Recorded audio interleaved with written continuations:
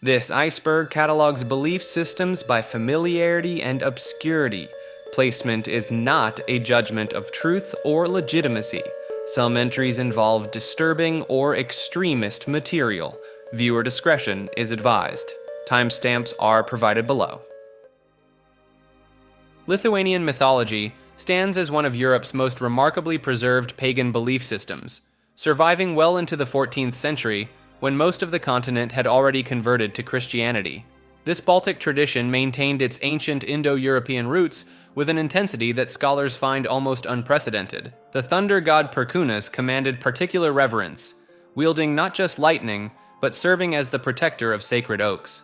Lithuanian pagans would maintain eternal flames in his honor, and archaeological evidence suggests these fires burned continuously for centuries in hidden forest sanctuaries. When Christian missionaries arrived, they discovered entire groves where no tree had ever been cut, protected by beliefs so deeply held that even the threat of execution couldn't convince locals to violate them. Gemina, the earth goddess, required blood offerings mixed directly into soil during planting seasons. Farmers would make small cuts on their hands, letting drops fall onto seeds before burial. This practice persisted in rural areas well into the 1800s, disguised as folk customs that Catholic authorities failed to recognize as ancient religious rites.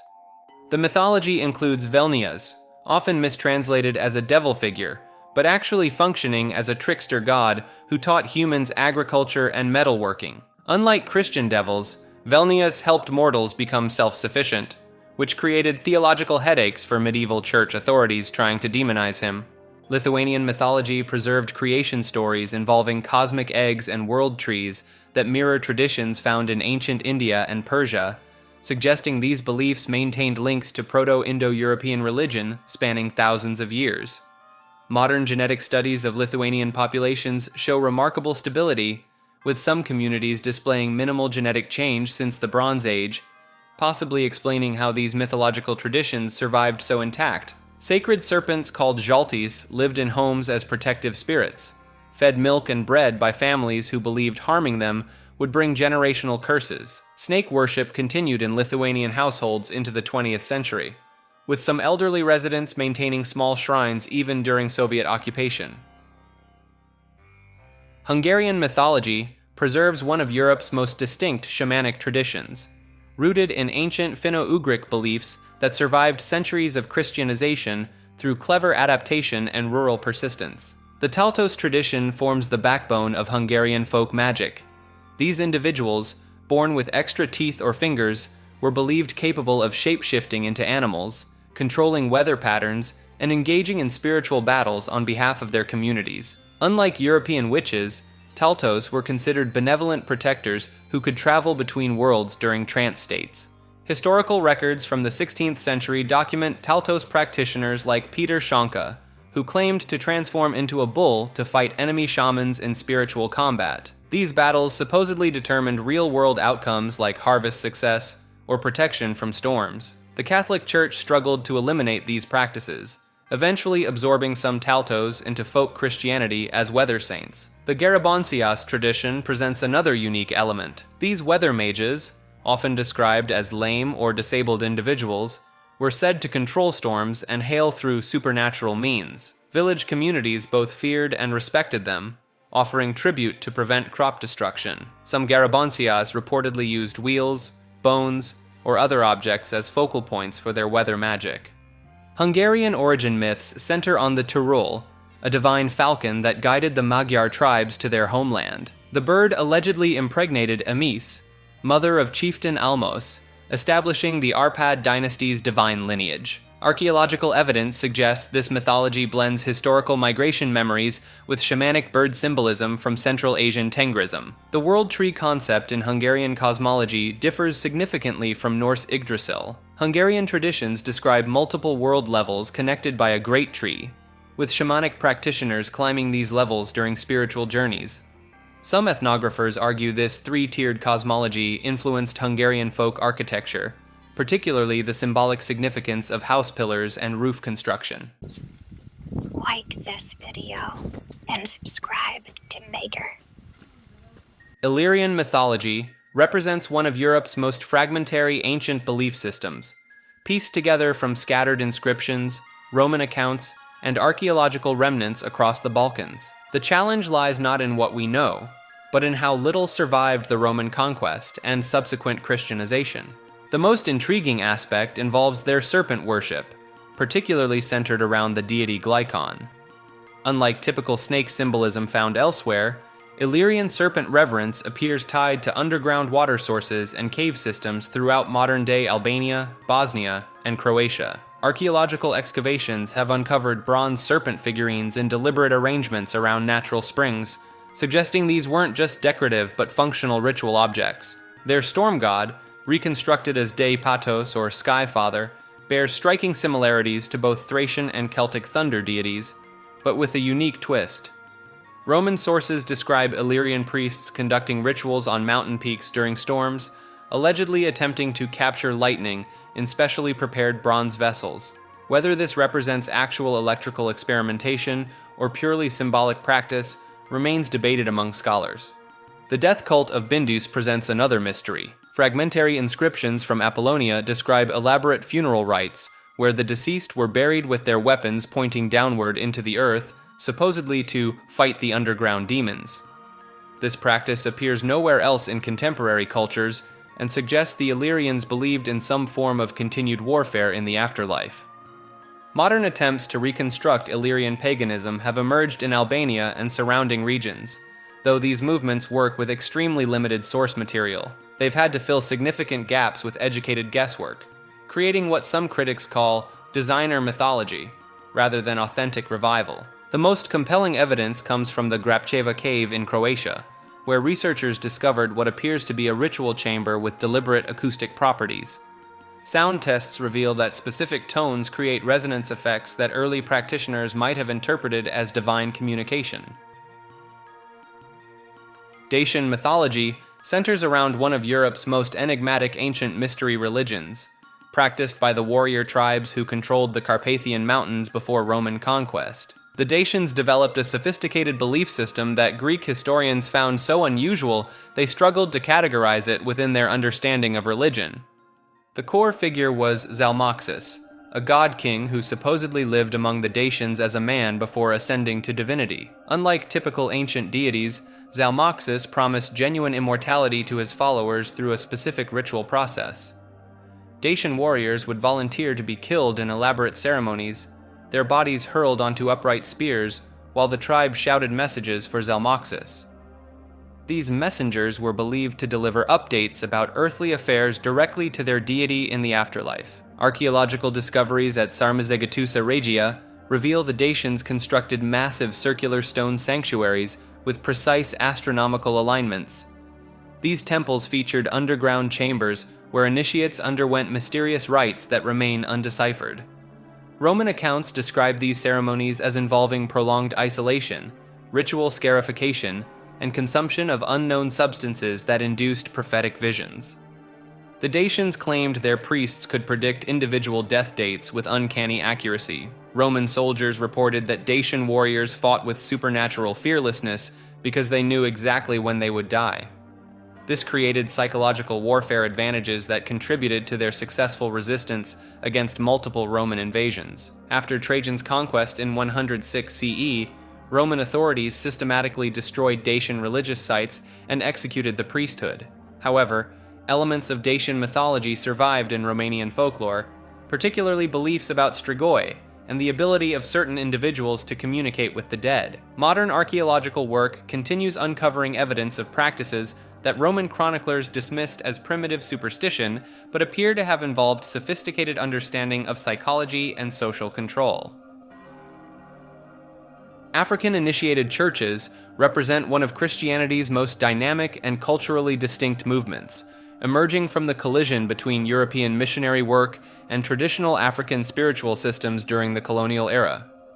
These religious movements arose when African leaders began establishing their own Christian denominations, often after experiencing prophetic visions or dreams that directed them to break away from European-controlled missions. The Ethiopian church movement, which began in South Africa in the 1890s, became one of the earliest examples when Mangina Mokoni founded the Ethiopian Church after growing frustrated with racial discrimination in Methodist missions. The Zion Christian Church, Established by Engenas Lekanyane in 1910, following a series of prophetic dreams, now claims over 15 million members across southern Africa. Lekanyane's movement introduced distinctive practices like the use of blessed papers, tea, and water for healing, while maintaining strict behavioral codes including prohibitions on pork, alcohol, and tobacco. What distinguishes these churches is their integration of traditional African spiritual practices with Christian theology. River baptisms conducted in white robes, the acceptance of polygamy among church leaders,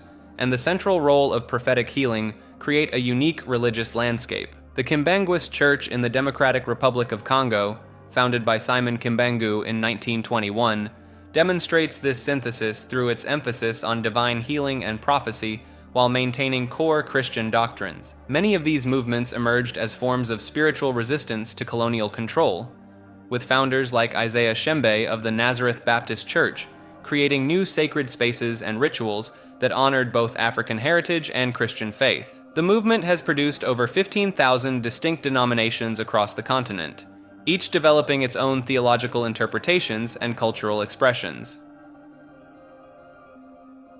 Cherubim and Seraphim represent some of the most misunderstood beings in biblical literature, bearing almost no resemblance to the chubby-cheeked baby angels adorning Renaissance paintings. These entities emerge from the Hebrew Bible as bizarre, multi-dimensional guardians that would fit better in a science fiction horror film than a Sunday school classroom. The biblical cherubim appear as composite creatures with 4 faces: human, lion, ox, and eagle, along with 4 wings and wheels covered in eyes. Ezekiel's detailed account describes them as living machines of divine surveillance, their wings creating thunderous sounds as they move in perfect synchronization. These aren't benevolent protectors, but rather cosmic enforcers stationed at the gates of Eden with flaming swords, ensuring humanity's permanent exile from paradise. Seraphim take an even more alien form, described as 6-winged beings literally on fire, constantly burning yet never consumed. Isaiah's vision depicts them hovering above God's throne, using 2 wings to cover their faces, 2 to cover their feet, and 2 for flight while continuously chanting, "Holy, holy, holy." The Hebrew root seraph means to burn, connecting these entities to ancient Near Eastern traditions of fiery serpent deities. Medieval Jewish mysticism through Merkabah texts expanded these descriptions into elaborate hierarchies of throne world inhabitants. The Sefer Yetzirah and other Kabbalistic sources describe cherubim as living repositories of divine knowledge, their multiple faces allowing them to perceive reality from all possible angles simultaneously. Archaeological evidence from ancient Mesopotamia reveals striking parallels between biblical cherubim and Assyrian lamassu, winged bulls with human heads that guarded palace entrances. This cultural overlap suggests the Hebrew authors adapted existing mythological frameworks rather than receiving entirely original revelations. The transformation of these terrifying cosmic entities into cute infant angels occurred during the Hellenistic period, when Greek artistic sensibilities sanitized Hebrew scripture for broader appeal. Early Christian art gradually softened their appearance until by the Renaissance, cherubim had become the pudgy-faced putti we recognize today, a complete inversion of their original biblical descriptions as fearsome guardians of divine mysteries. Albanian mythology encompasses a collection of pre-Christian beliefs that survived centuries of conquest and conversion, creating one of Europe's most resilient pagan traditions. These ancient stories persisted through Roman occupation, Byzantine Christianity, and Ottoman rule, hiding in plain sight within Albanian mountain communities. The Striga stands as perhaps the most feared creature in this pantheon. Unlike typical vampires, the Striga appears as an elderly woman who feeds on the life force of children and livestock. She can transform into a flying insect, typically a bee or fly, to enter homes undetected. Albanian families traditionally hung garlic and made the sign of the cross over cradles, but the Striga could only be permanently destroyed if caught in her insect form and beaten with a specially blessed stick. Mountain spirits called Zana control Albania's rugged landscape. These female entities inhabit specific peaks, forests, and water sources, appearing as beautiful women dressed in white. The Zana protect their territories fiercely, blessing those who show proper respect while cursing anyone who damages their domain. Hunters and shepherds developed elaborate rituals to appease them, including leaving offerings of bread and wine at mountain shrines. Each person supposedly receives an aura at birth, a protective spirit that appears as their exact double. The aura guides major life decisions and warns of danger through dreams or sudden intuitions. When someone dies unexpectedly or violently, locals often blame their aura for abandoning them. This concept influenced modern Albanian expressions about luck and fate that people still use today without realizing their mythological origins. The mythology includes detailed explanations for natural phenomena through supernatural means. Thunder comes from the battles between Drang, winged warriors who protect humanity, and Kolshedra, massive serpent-like creatures that bring drought and plague. These cosmic battles determine weather patterns, with summer storms representing the Drang's victories over the forces of chaos. Albanian oral tradition preserved these stories through a complex system of professional storytellers called rhapsodi, who memorized thousands of verses and could recite epic tales for days. The communist government attempted to suppress these practices as backward superstition, but the stories survived in rural communities and among diaspora populations who maintained the old ways in secret. Elkosites refers to a mysterious early Christian sect that emerged in the 2nd century, founded by a figure named Elkosai, who claimed to receive direct revelations from enormous angelic beings. These angels supposedly stood 96 miles tall and 16 miles wide, delivering a sacred book that contained the true path to salvation. The group practiced repeated baptisms as their central ritual, believing that immersion in water could wash away any sin committed after conversion.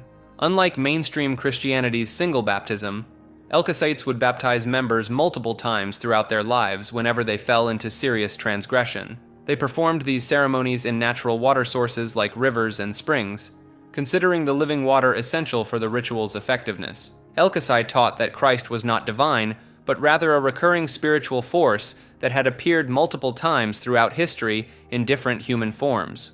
According to their doctrine, this Christ spirit would continue manifesting in new bodies across the centuries, making Jesus just one of many incarnations rather than a unique savior figure.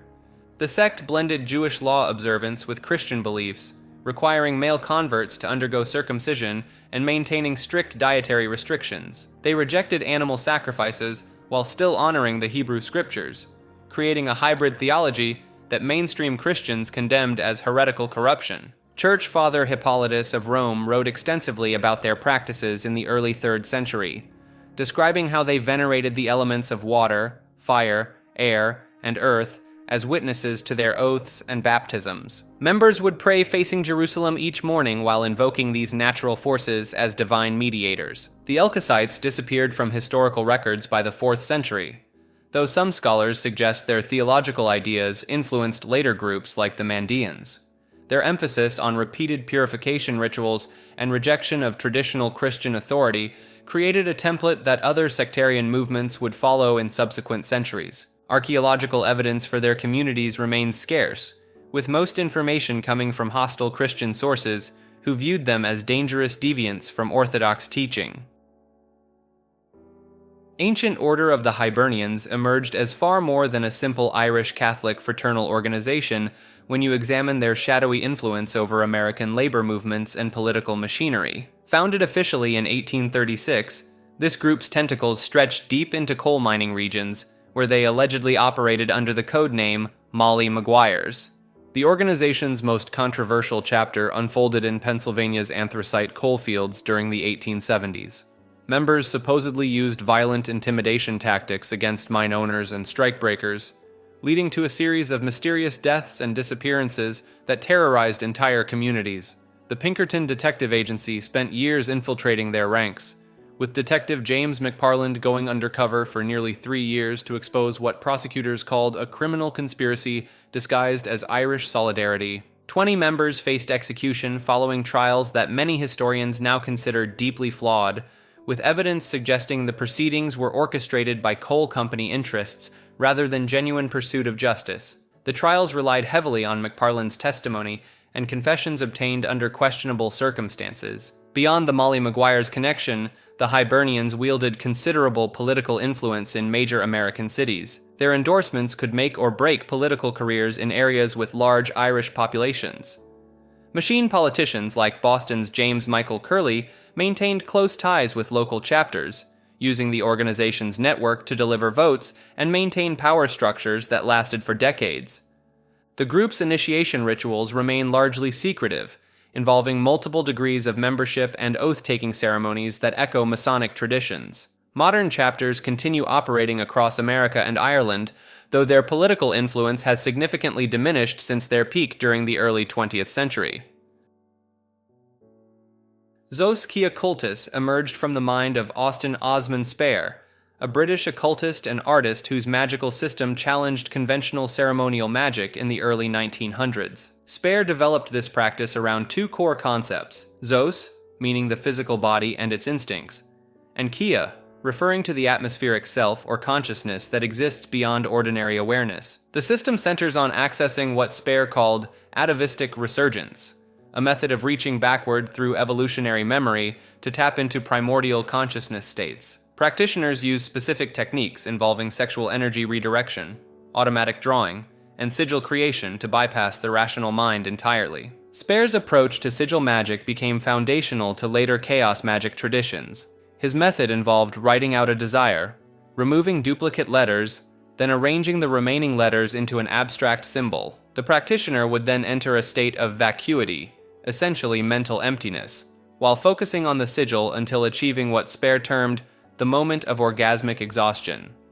The neither-neither principle forms another crucial element where practitioners reject both conventional religious dogma and materialist skepticism, instead occupying a liminal space between belief systems. Spare claimed this position allowed access to what he called the atmospheric eye, a consciousness state where individual will could directly influence reality. His artistic background influenced the practice significantly. Spare created elaborate drawings while in trance states, claiming these automatic artworks contained embedded magical formulae. Many of these pieces featured grotesque hybrid creatures that he insisted were genuine manifestations of atavistic forces rather than mere imagination. The sexual component of Zos Kia Cultus involves redirecting physical arousal energy toward magical purposes rather than physical release. Spare believed this technique could generate sufficient psychic force to manifest desired outcomes in the material world. Soto represents one of Japan's two primary Zen Buddhist schools, but beneath its reputation for peaceful meditation lies a tradition marked by fierce doctrinal disputes and modern controversy. The school's defining practice involves shikantaza, or just sitting, a form of meditation where practitioners abandon all goals, techniques, and mental efforts.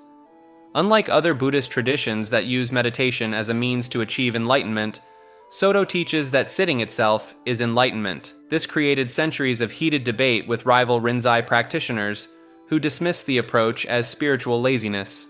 Dogen, the 13th century founder who brought Soto teachings from China to Japan, made radical claims that divided Buddhist scholars. He argued that all beings, including inanimate objects like rocks and trees, possess Buddha nature and can achieve enlightenment. His writings suggest that mountains, rivers, and even dust particles engage in their own forms of Buddhist practice. The tradition's emphasis on gradual awakening rather than sudden enlightenment led to what critics called farmer's Zen, a derogatory term suggesting the practice was too simple for sophisticated spiritual seekers. Soto monasteries developed elaborate hierarchies and certification systems that some scholars argue contradicted the school's egalitarian teachings. Modern Soto communities have faced significant scandals involving prominent teachers. Multiple American Zen centers experienced upheavals when respected masters were revealed to have engaged in inappropriate relationships with students, financial misconduct, and alcohol abuse. These incidents sparked debates about whether traditional Japanese monastic authority structures were compatible with Western therapeutic and egalitarian values. The school's corporate structure in Japan operates more like a business enterprise than a spiritual organization, with temple positions often inherited rather than earned through spiritual achievement.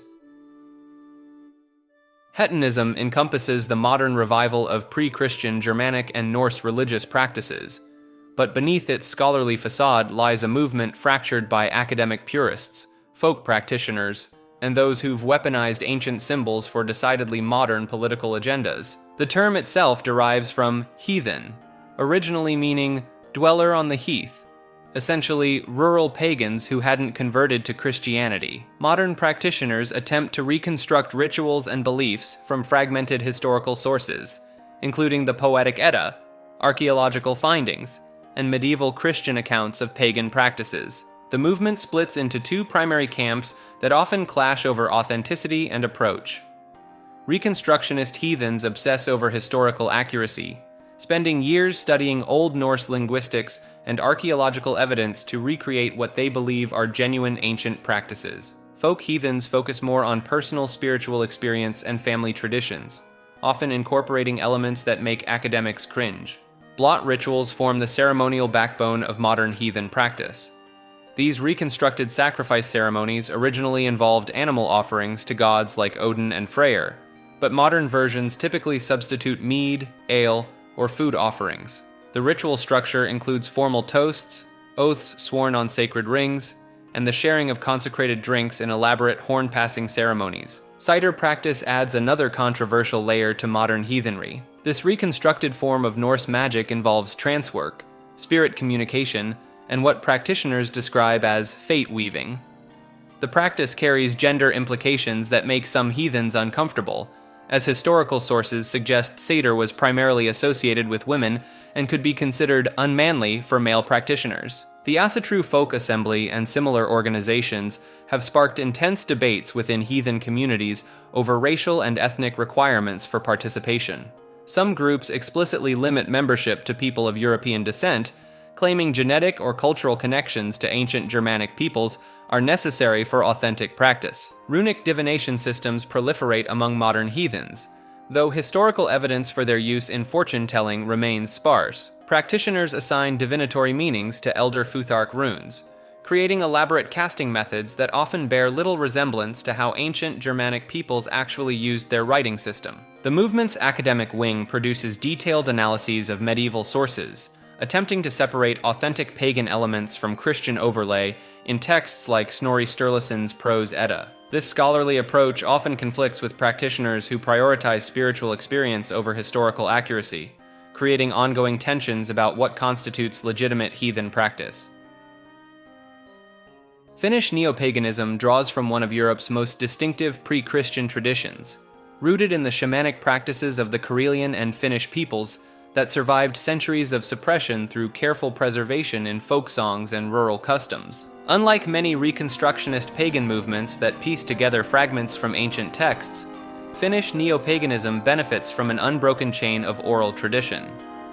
The Kalevala, compiled by Elias Lönnrot in the 1800s from traditional folk songs, serves as a living repository of mythological knowledge rather than a distant archaeological curiosity. The pantheon centers around figures like Ukko, the thunder god whose hammer strikes create lightning, and Vainamoinen, the eternal sage whose songs literally shape reality. These aren't abstract deities, but active forces that practitioners claim to encounter through traditional trance techniques called tupa work, a form of shamanic journeying performed in the sacred space of the traditional Finnish sauna. Modern practitioners often combine ancient techniques with contemporary approaches, using traditional kantele harps to induce altered states while incorporating elements from related Finno-Ugric traditions found among the Sami and Estonian peoples. The movement gained momentum during Finland's independence period as part of broader cultural nationalism, but took on new life during the 1960s folk revival. What sets Finnish Neopaganism apart is its emphasis on luonto usko, or nature faith, which views the landscape itself as sacred text.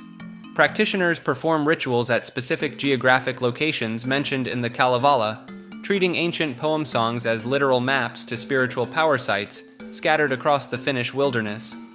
The tradition also preserves unique magical practices like tietaja work, a form of folk magic that combines herbal knowledge, incantations, and direct communication with nature spirits that allegedly can influence everything from weather patterns to human fertility. Calusan Mythology refers to the spiritual beliefs of the Calusa people, a powerful Native American tribe that dominated southwest Florida's coast for roughly 2,000 years before their disappearance in the mid-1700s. The Calusa believed every person possessed three distinct souls. The first soul lived in the pupil of the eye. The second existed as their shadow. The third manifested as their reflection in still water. When death occurred, these souls took different paths. The soul in the eye's pupil remained with the corpse, staying put in the body. The living would visit burial sites to speak with this eye soul, seeking advice from the deceased. The other two souls abandoned the body entirely and entered into animals. The animal migration created a spiritual hierarchy with dark implications. When someone eliminated an animal housing one of these migrated souls, that soul would transfer into a smaller, lesser creature. Each subsequent termination forced the soul down another rung on the ladder of existence. This cycle continued, with the soul shrinking its way through the animal kingdom until it eventually reached complete non-existence. The Calusa pantheon consisted of three ruling deities, mirroring their three-soul belief. The most powerful god controlled the physical world, governing weather patterns, the sun, moon, and stars. The second deity ruled over human governments and political affairs. The third god determined the outcomes of warfare, choosing the victor before battles began. Military success was predetermined by divine will. Spanish missionaries who arrived in the 16th century documented Calusa religious ceremonies. Priests wore elaborately carved masks and led processions accompanied by singing women. Between ceremonies, these masks hung on temple walls. Hernando de Escalante Fontaneda, a Spanish captive held by the Calusa for over 2 decades, described what he called sorcerers dressed as devils, complete with horns on their heads, who would run through villages screaming like animals for 4 straight months. The Spanish accounts describe practices including human offerings. When a chief's child passed away, inhabitants would reportedly offer up their own sons or daughters to accompany the deceased. When the chief himself passed, his servants faced mass termination. One account claims the Calusa terminated a Christian captive annually to feed their idol, which supposedly consumed eyes specifically. Whether these Spanish descriptions were accurate or propaganda to justify conversion efforts remains debated among historians. The accounts came from Jesuit missionaries whose entire purpose was converting the natives, giving them clear motivation to exaggerate indigenous practices. The Calusa resisted Catholicism for almost 200 years. The tribal elite, particularly the cacique or chief, derived their political authority from their role as intermediaries between the gods and the people. Conversion to Christianity would have eliminated the source of their legitimacy. The cacique required intricate knowledge of spiritual matters because religion and political authority were completely intertwined. The Calusa built their civilization on fishing and maritime resources rather than agriculture, unusual for such a complex hierarchical society. They constructed massive shell mounds, some towering 10 meters high, using millions of oyster, clam, and other mollusk shells. Their capital at Mound Key was an artificial island covering 51 hectares, housing an estimated 2,000 people at its peak.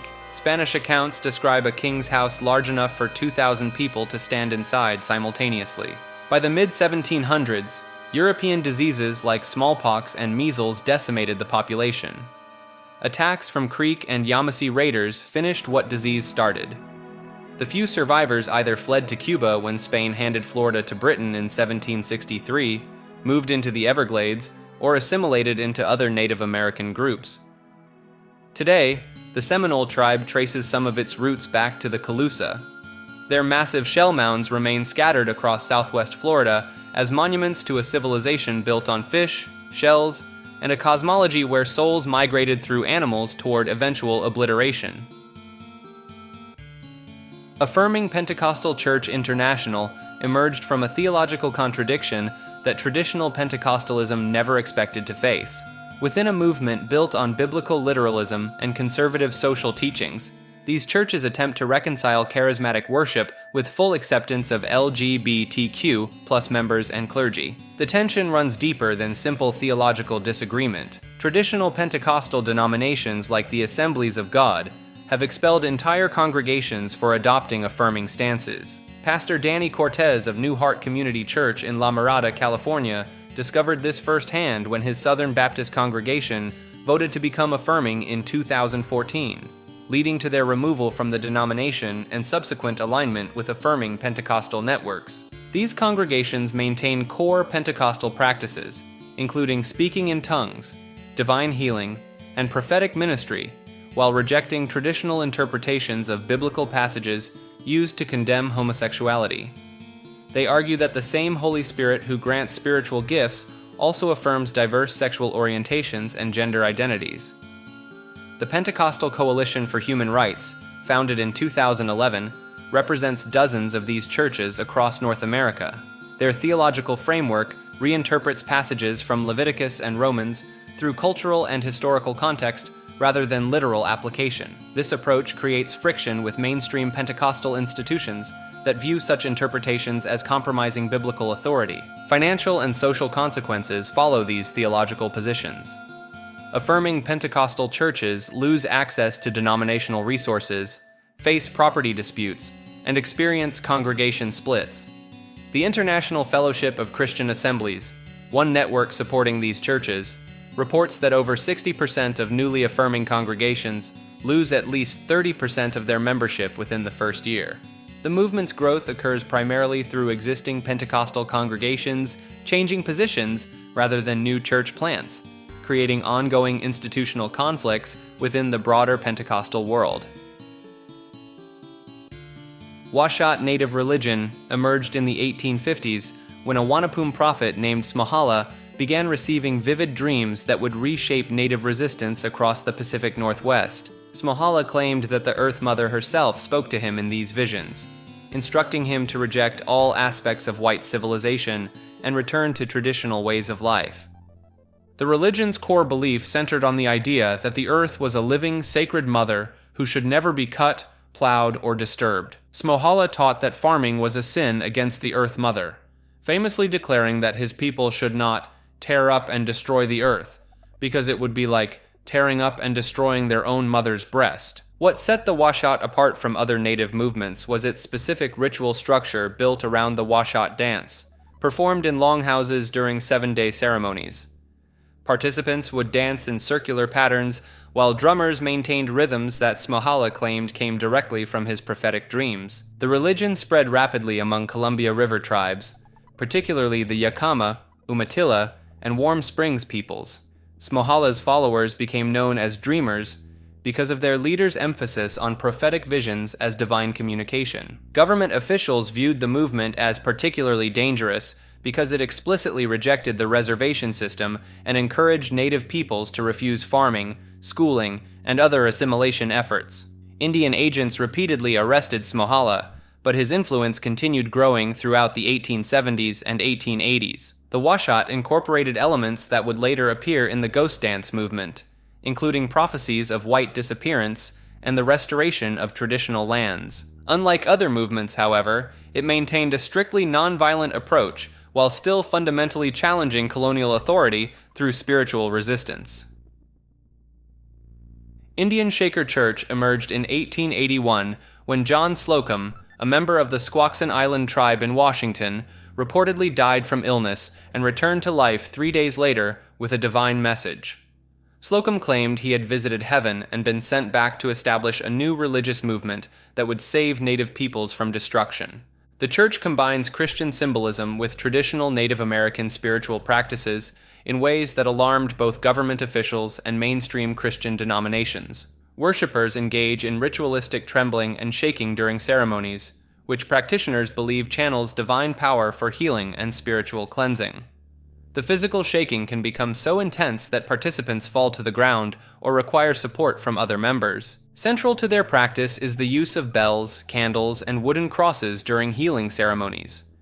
Members believe the shaking motion, combined with these sacred objects, can cure physical ailments, addiction, and spiritual corruption.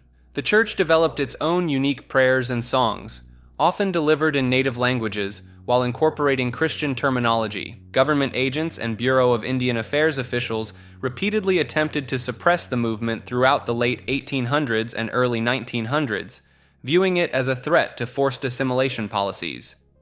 Traditional Christian missionaries also opposed the church, considering its practices heretical and its blend of traditions dangerous to proper conversion efforts. Despite decades of suppression, the Indian Shaker Church survived and continues operating primarily in Washington, Oregon, and Northern California. Modern practitioners maintain the original healing focus while adapting to contemporary legal and social challenges. The church remains legally recognized and operates several active congregations.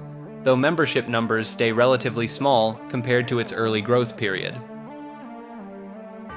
Landmarkism represents one of the most ambitious attempts to rewrite Christian history, claiming an unbroken chain of Baptist churches stretching back nearly 2,000 years. This 19th century movement insisted that legitimate Christianity survived only through a secret succession of Baptist-like congregations hidden from mainstream history. The doctrine emerged through James Robinson Graves, a Tennessee preacher who developed what he called the Trail of Blood theory in the 1850s. Graves argued that true Christians operated underground throughout history, passing through groups like the Waldenses in medieval Europe, the Anabaptists during the Reformation, and various persecuted sects across different centuries. Landmark Baptists rejected the validity of all non-Baptist baptisms and communion services.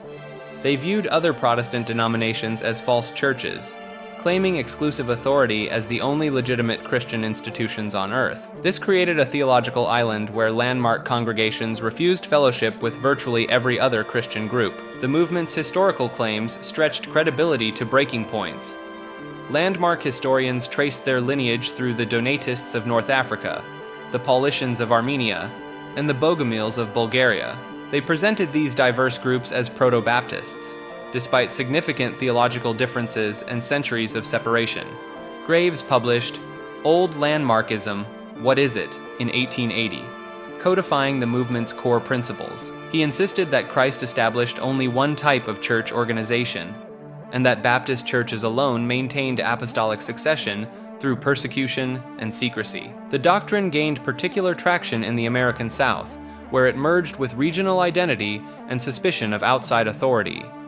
Some landmark churches developed elaborate genealogies showing their direct descent from New Testament times, complete with names and dates spanning nearly 20 centuries. Modern scholarship has thoroughly debunked these historical claims, showing that many of the groups cited by landmark historians held beliefs fundamentally incompatible with Baptist theology. The movement nonetheless persists in certain regions, maintaining its claims of exclusive Christian legitimacy. Lenape Religion centers around a complex spiritual system practiced by the indigenous people originally inhabiting areas from New York to Delaware, extending west into Pennsylvania and New Jersey. The tradition revolves around the concept that all living beings possess spiritual essence, creating an interconnected web of consciousness that most Western observers completely missed during early colonial encounters. The most striking element involves Mising, powerful forest beings described as half-human, half-animal entities that govern woodland areas. These creatures reportedly stand over 7 feet tall, covered in fur, with faces resembling both human and bear features. Lenape practitioners maintained that Mazingu could appear to individuals during specific rituals, offering guidance or warnings about future events. Colonial records from the 1600s document multiple accounts of European settlers reporting similar creature encounters in areas where Lenape ceremonies took place. Central to their practice sits the Big House ceremony, a 12-day ritual held inside specially constructed longhouses featuring carved faces representing spiritual guardians. Participants would enter trance states through rhythmic drumming and specific breathing techniques, allowing them to communicate directly with deceased ancestors and animal spirits. The ceremony required precise timing with lunar cycles and seasonal changes, suggesting sophisticated astronomical knowledge that rivals contemporary understanding of natural rhythms. Their creation mythology describes the world forming on the back of a massive turtle, with the first humans emerging from underground realms through sacred caves. These origin points, known as emergent sites, were considered active portals between spiritual dimensions. Several of these locations in Pennsylvania and New Jersey continue to demonstrate unusual electromagnetic readings and unexplained phenomena, according to modern paranormal investigators. The tradition also emphasized prophetic dreaming as a primary method of receiving spiritual guidance. Dream interpreters, known as vision keepers, underwent years of training to decode symbolic messages and predict future events. Historical documents record instances where Lenape leaders accurately predicted colonial movements, disease outbreaks, and natural disasters based solely on dream interpretations. Longhouse Religion centers on the spiritual teachings revealed to Seneca prophet Handsome Lake in 1799, forming the backbone of modern Haudenosaunee religious practice. Also known as the Gaiwio or Good Word, these revelations came to Handsome Lake during a series of visions while he lay near death from alcoholism. The religion emerged during a critical period when Haudenosaunee communities faced devastating cultural disruption from European colonization. Handsome Lake's visions provided a synthesis of traditional Haudenosaunee beliefs with selected Christian elements, creating a uniquely indigenous response to colonial pressure. Central to the practice are the longhouses themselves, not just buildings, but sacred spaces where the Creator's presence dwells most strongly. These structures must face east-west, with men sitting on the south side and women on the north, maintaining cosmic balance during ceremonies. The Thanksgiving address opens every gathering, acknowledging all elements of creation from the earth beneath to the Creator above. The religion maintains strict seasonal ceremonies tied to agricultural cycles. The midwinter ceremony spans several days in January, featuring the sacred bowl game where wooden paddles determine the cosmic struggle between the Creator's forces and those of his evil twin brother. The winner influences the coming year's fortune for all humanity. What sets this apart from other indigenous religions is its explicit moral code delivered through Handsome Lake's visions. The code condemns alcohol, gambling, and domestic violence while promoting traditional gender roles and seasonal ceremonies. Unlike Christianity's emphasis on sin and salvation, the Gaiwio focuses on maintaining harmony between humans, nature, and the spirit world. Modern practitioners, called traditionalists, reject federal recognition and maintain that their sovereignty comes directly from the Creator, not government documents. They issue their own passports and refuse to participate in democratic elections, viewing such systems as violations of their spiritual obligations. The religion spread beyond its Seneca origins to other Haudenosaunee nations, with active longhouses operating across New York, Ontario, and other regions today. Each community maintains its own ceremonial leaders called faith keepers, who preserve the oral traditions passed down since Handsome Lake's time. Shakers officially called themselves the United Society of Believers in Christ's Second Appearing, and they built their entire religious movement around one uncompromising principle that guaranteed their own extinction: complete celibacy for all members, forever. Founded by Mother Ann Lee in 18th century England, the Shakers believed the second coming of Christ had already occurred through Lee herself. She claimed direct divine revelation and taught that sexual desire represented the root of all human corruption. This wasn't just personal abstinence.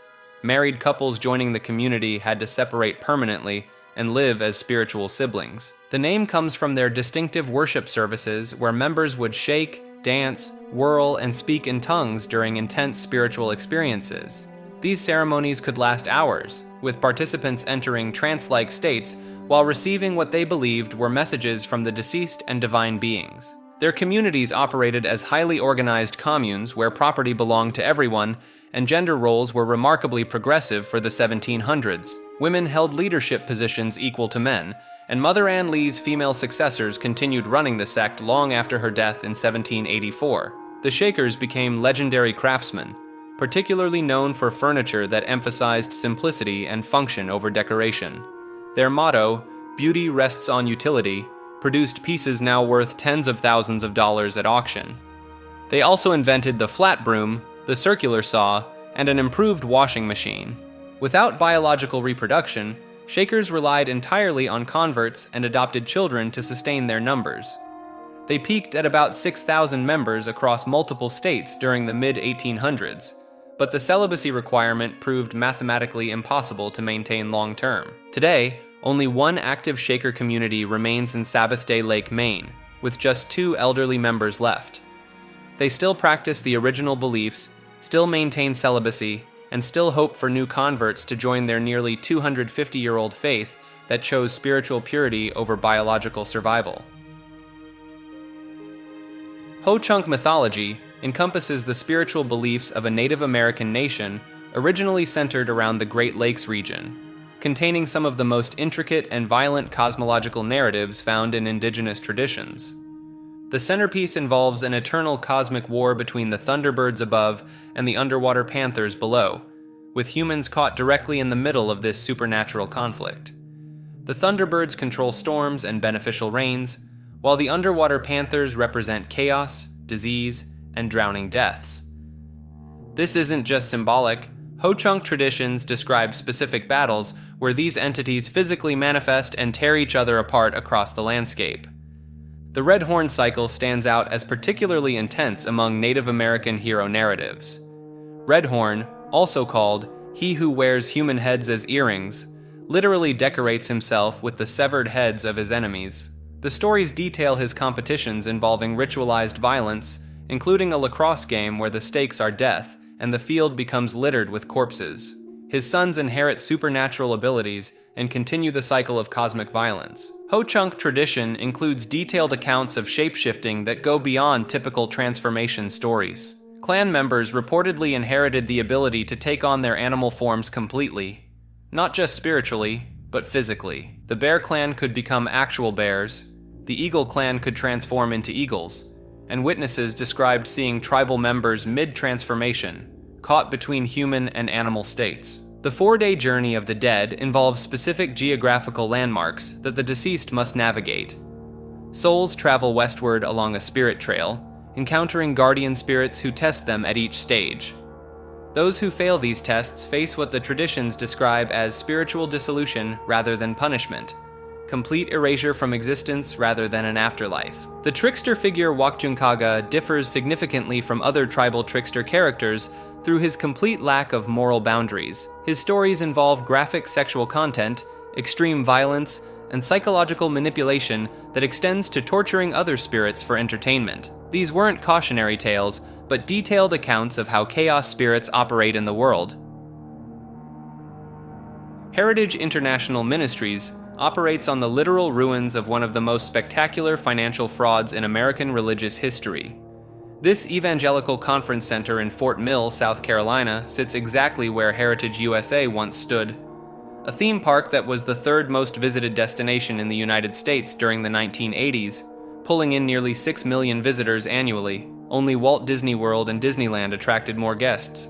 The original complex sprawled across 2,300 acres, with a 501-room luxury hotel, water park, shopping areas, and amphitheaters. Jim Bakker and Tammy Faye built this empire through their PTL television network, reaching 13 million households at its peak. They preached prosperity gospel, suggesting faith and donations would bring financial blessings, a message that generated over $1 million per week in contributions. The entire operation collapsed through Bakker's lifetime partnerships scheme. Starting in 1984, donors sent $1,000 for annual 3-night hotel stays for life. Bakker promised on television he would cap partnerships at $25,000 to ensure availability. Postal inspectors discovered he had actually sold 165,000 partnerships, more than 6 times what the facilities could accommodate. Even with every hotel room reserved exclusively for lifetime partners, the math was impossible. Bakker pocketed over $158 million through this overselling. The fraud investigation intensified after the Charlotte Observer revealed Bakker had wired $279,000 in ministry funds to former church secretary Jessica Hahn. She claimed Bakker and another PTL employee had drugged and assaulted her in 1980. The hush money became the thread that unraveled everything. Jerry Falwell initially stepped in when Bakker resigned, even going down the Typhoon waterslide in a full suit for fundraising. He quickly turned on Bakker, calling him the greatest scab and cancer on the face of Christianity in 2,000 years of church history. Jimmy Swaggart declared Bakker a cancer in the body of Christ on CNN, though Swaggart would face his own scandal months later. A federal grand jury convicted Bakker on all 24 counts of mail fraud, wire fraud, and conspiracy in October 1989. The judge sentenced him to 45 years in prison and a $500,000 fine. Prosecutors called Bakker one of the worst witnesses in trial history as they cataloged his opulent lifestyle. Multiple Rolls-Royces, a Mercedes-Benz, luxury homes, a private jet, and an $800 Gucci suitcase. He served 5 years before parole in 1993. Tammy Faye divorced him while he was imprisoned. Hurricane Hugo damaged the buildings in September 1989 as attendance plummeted. The property changed hands multiple times through the 90s, even briefly operating as a secular Radisson resort before sitting abandoned for years. Urban explorers documented the crumbling remains of what media had called Christian Disneyland. In 2004, Morning Star Fellowship Church, led by Rick and Julie Joyner, purchased the property for a fraction of its original value and renamed it Heritage International Ministries. Rick Joyner framed the purchase as a prophetic mission to redeem what had become a worldwide symbol of Christian failure and transform it into a symbol of restoration. Morningstar has operated the hotel and conference center continuously since, holding church services in the hotel atrium and running a Christian retreat center and university. The most visible reminder remains the unfinished 21-story Heritage Towers, a high-rise under construction when everything collapsed. It has literally been crumbling for over 3 decades. Morningstar announced plans in 2021 to renovate the tower into a Christian retirement community, even holding a groundbreaking ceremony. Local journalists discovered no building permits had been filed with York County, leading to a legal battle where Morningstar accused the county of religious discrimination, claiming officials treated them like the old PTL. York County countered the property was a nuisance that didn't meet basic financing requirements. They reached a settlement in late 2024, requiring Morningstar to submit proper permit applications within 18 months. The property continues attracting national and international media attention. Joyner noted that even minor events at Heritage generate major news coverage, partly because Heritage USA was once considered the second most famous address in the world, though it earned that distinction as a symbol of scandal rather than success. The 165,000 people who bought lifetime partnerships each received $6.54 in bankruptcy compensation, getting back less than 1% of what they paid. The ministry exists in a strange space between total redemption and haunted past, operating legitimate conferences while the physical infrastructure remains frozen between restoration and ruin, with that massive, unfinished tower looming like a concrete monument to broken promises. Cult of Kek emerged as one of the internet's most peculiar religious movements, blending ancient Egyptian mythology with modern meme culture and political activism. The movement centers around Kek, an ancient Egyptian deity of darkness and chaos, typically depicted with a frog's head. This connection became significant when internet users noticed that Kek was also internet slang for LOL, derived from Korean gaming culture where LOL gets translated as Kek. The movement gained momentum when followers began interpreting a series of coincidences as divine signs. Pepe the Frog, already a popular internet meme, became their unofficial mascot due to the frog connection with the ancient deity. Supporters pointed to numerous synchronicities, including Donald Trump's resemblance to a cartoon depiction of Kek, and the fact that Kek was associated with bringing forth light from darkness, which they interpreted as Trump bringing change to politics. The phenomenon reached its peak during the 2016 election cycle when 4chan users began practicing what they called meme magic. They believed that collective focused intention through memes could influence reality. Specific get posts, messages ending in repeating digits, considered lucky on image boards, were interpreted as confirmation of their power. One particularly notable incident involved a get post that seemingly predicted Trump would become president. The movement developed its own mythology around the concept of weaponized autism, digital synchronicity, and chaos magic principles applied to internet culture. Followers created elaborate theories connecting ancient Egyptian magic to modern information warfare, suggesting that memes functioned as modern hieroglyphs capable of reshaping reality through collective belief. While most participants treated it as an elaborate joke with deeper meaning, some genuinely embraced Kek as a deity worthy of worship. The movement demonstrates how internet culture can resurrect and reinterpret ancient religious concepts, creating new forms of digital spirituality that blur the lines between sincere belief and ironic participation. Church of Emacs transforms the passionate devotion of computer programmers into an elaborate parody religion centered around a text editor. This satirical faith emerged from the GNU project community in the 1980s, elevating the Emacs editor from mere software to divine status. Richard Stallman, the creator of Emacs and founder of the free software movement, became the unwitting prophet of this digital denomination. The community crowned him Saint Ignatius of the Church of Emacs, complete with ceremonial robes fashioned from old computer equipment and a makeshift halo constructed from a hard drive platter. The church's holy war targets users of Vi, the competing text editor, whom followers label as heretics belonging to the cult of Vi. This rivalry, known as the Editor Wars, has persisted for decades across programming communities worldwide. Church members refer to Vi users as the other editors, or practitioners of the editor of the beast, playing on Vi's association with the number 666 in some keyboard configurations. Emacs itself becomes the central deity in this digital theology. Followers claim the editor possesses divine attributes, capable of performing virtually any computing task through its infinite customization options. The acronym gets reinterpreted as Emacs makes all computing simple, or 8 megabytes and constantly swapping, depending on whether you're praising or mocking the software's resource usage. The church maintains genuine religious trappings despite its humorous origins.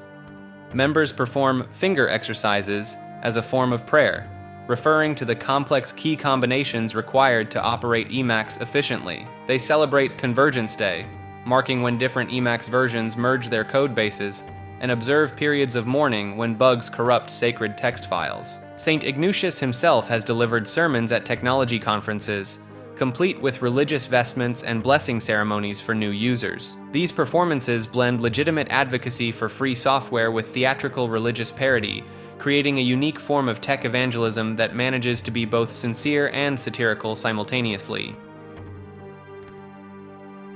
Goddess movement emerged in the 1970s as feminists began reconstructing what they claimed were suppressed matriarchal religious traditions. This wasn't simply about adding female deities to existing faiths, but rather asserting that goddess worship represented humanity's original spiritual state before patriarchal takeover. The movement's foundation rests heavily on archaeologist Maria Gimbutas's controversial interpretations of Neolithic European artifacts. Gimbutas argued that thousands of female figurines discovered across Old Europe proved the existence of peaceful, goddess-worshipping civilizations that thrived for millennia before Indo-European invasions around 3500 BCE brought male-dominated warrior cultures.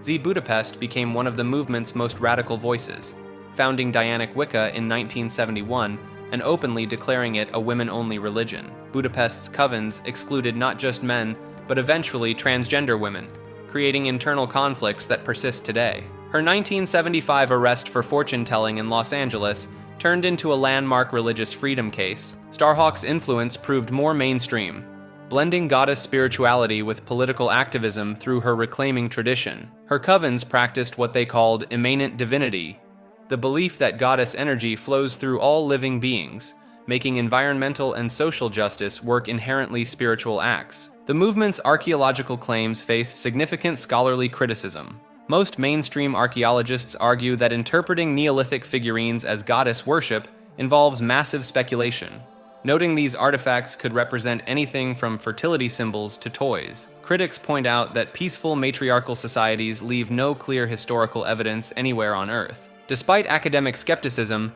goddess spirituality spawned numerous offshoots including feminist witchcraft traditions, earth-based religions, and goddess-centered therapy practices. Some adherents claim to channel ancient priestess memories through past life regression, while others perform elaborate menstrual rituals, believing women's cycles connect them directly to lunar goddesses. The political dimensions remain contentious, with some branches promoting female supremacy rather than equality, arguing that thousands of years of patriarchy require active reversal rather than balance.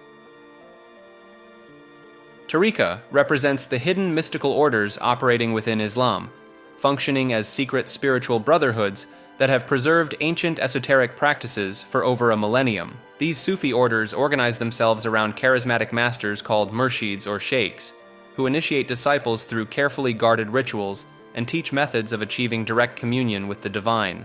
The most recognizable tariqa to outsiders might be the Mevlevi order, whose members perform the famous whirling dance that sends practitioners into ecstatic trance states. But this theatrical element masks the deeper reality of tariqa practice. Members undergo years of spiritual conditioning through repetitive chanting called dhikr, breath control techniques, and meditation practices designed to dissolve the boundaries of individual consciousness. Each tariqa maintains its own chain of spiritual authority stretching back centuries, with knowledge passed down through oral tradition and closely guarded texts. The Naqshbandiya order developed a method of silent dhikr that allows practitioners to achieve altered states without external signs, making their spiritual work invisible to observers. The Qadiriya order embraces more dramatic practices, including loud chanting, music, and sometimes self-mortification rituals. These orders operate through a hierarchical system where disciples surrender complete obedience to their spiritual guide, who claims the ability to perceive and manipulate the disciples' spiritual development. This master-disciple relationship often involves practices that challenge conventional Islamic law, including the use of music, dance, and in some cases, substances that induce visionary experiences. Orthodox Islamic authorities have repeatedly condemned many tariqa practices as heretical innovations that corrupt pure Islamic worship. Several modern Islamic governments have banned or severely restricted tariqa activities, viewing them as threats to both religious orthodoxy and political stability. Despite this persecution, these orders continue operating through underground networks, preserving mystical traditions that predate organized Islam itself. Naqshbandi represents one of the most politically influential Sufi orders in Islamic history, distinguished by practices that set them apart from virtually every other mystical tradition. Unlike the whirling dervishes or chanting ceremonies associated with most Sufi groups, the Naqshbandi developed what they call the silent dhikr, a form of internal remembrance of God performed without any outward movement or vocalization. Founded in 14th century Central Asia by Baha'u'ddin Naqshband, this order became notorious for producing leaders who would shape the political landscape across multiple continents. The Naqshbandi adherents operated under a principle called solitude in the crowd, maintaining their spiritual practices while fully engaging in worldly affairs, including warfare and governance. Their political involvement reached extraordinary levels throughout the Ottoman Empire, where Naqshbandi sheikhs served as advisors to sultans and sometimes orchestrated palace coups. In the 19th century, Imam Shamil, a Naqshbandi leader, waged a 25-year resistance war against Russian expansion in the Caucasus, creating what was essentially a theocratic state in the mountains of Dagestan and Chechnya. The order's influence extended into modern times through figures like Said Nursi in Turkey, whose followers faced decades of government persecution, and various Naqshbandi networks that operated across Central Asia during Soviet rule. These groups maintained underground religious education systems and preserved Islamic practices through some of the most intensive anti-religious campaigns in history. What makes the Naqshbandi particularly significant is their doctrine of spiritual genealogy. They claim an unbroken chain of mystical transmission going back directly to the Prophet Muhammad through Abu Bakr, bypassing the more common lineage through Ali that most Sufi orders claim. This alternative spiritual pedigree became a source of considerable tension within broader Islamic mysticism.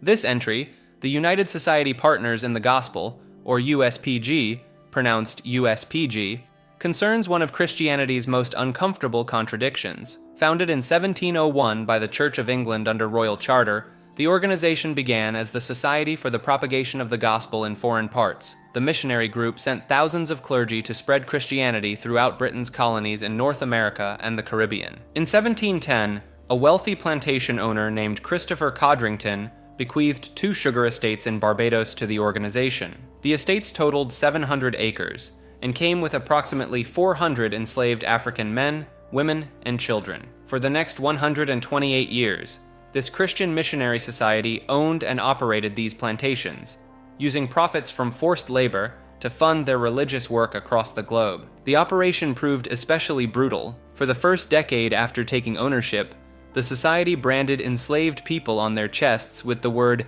society using hot irons, marking them as church property in case they attempted to escape. Mortality rates reached staggering levels.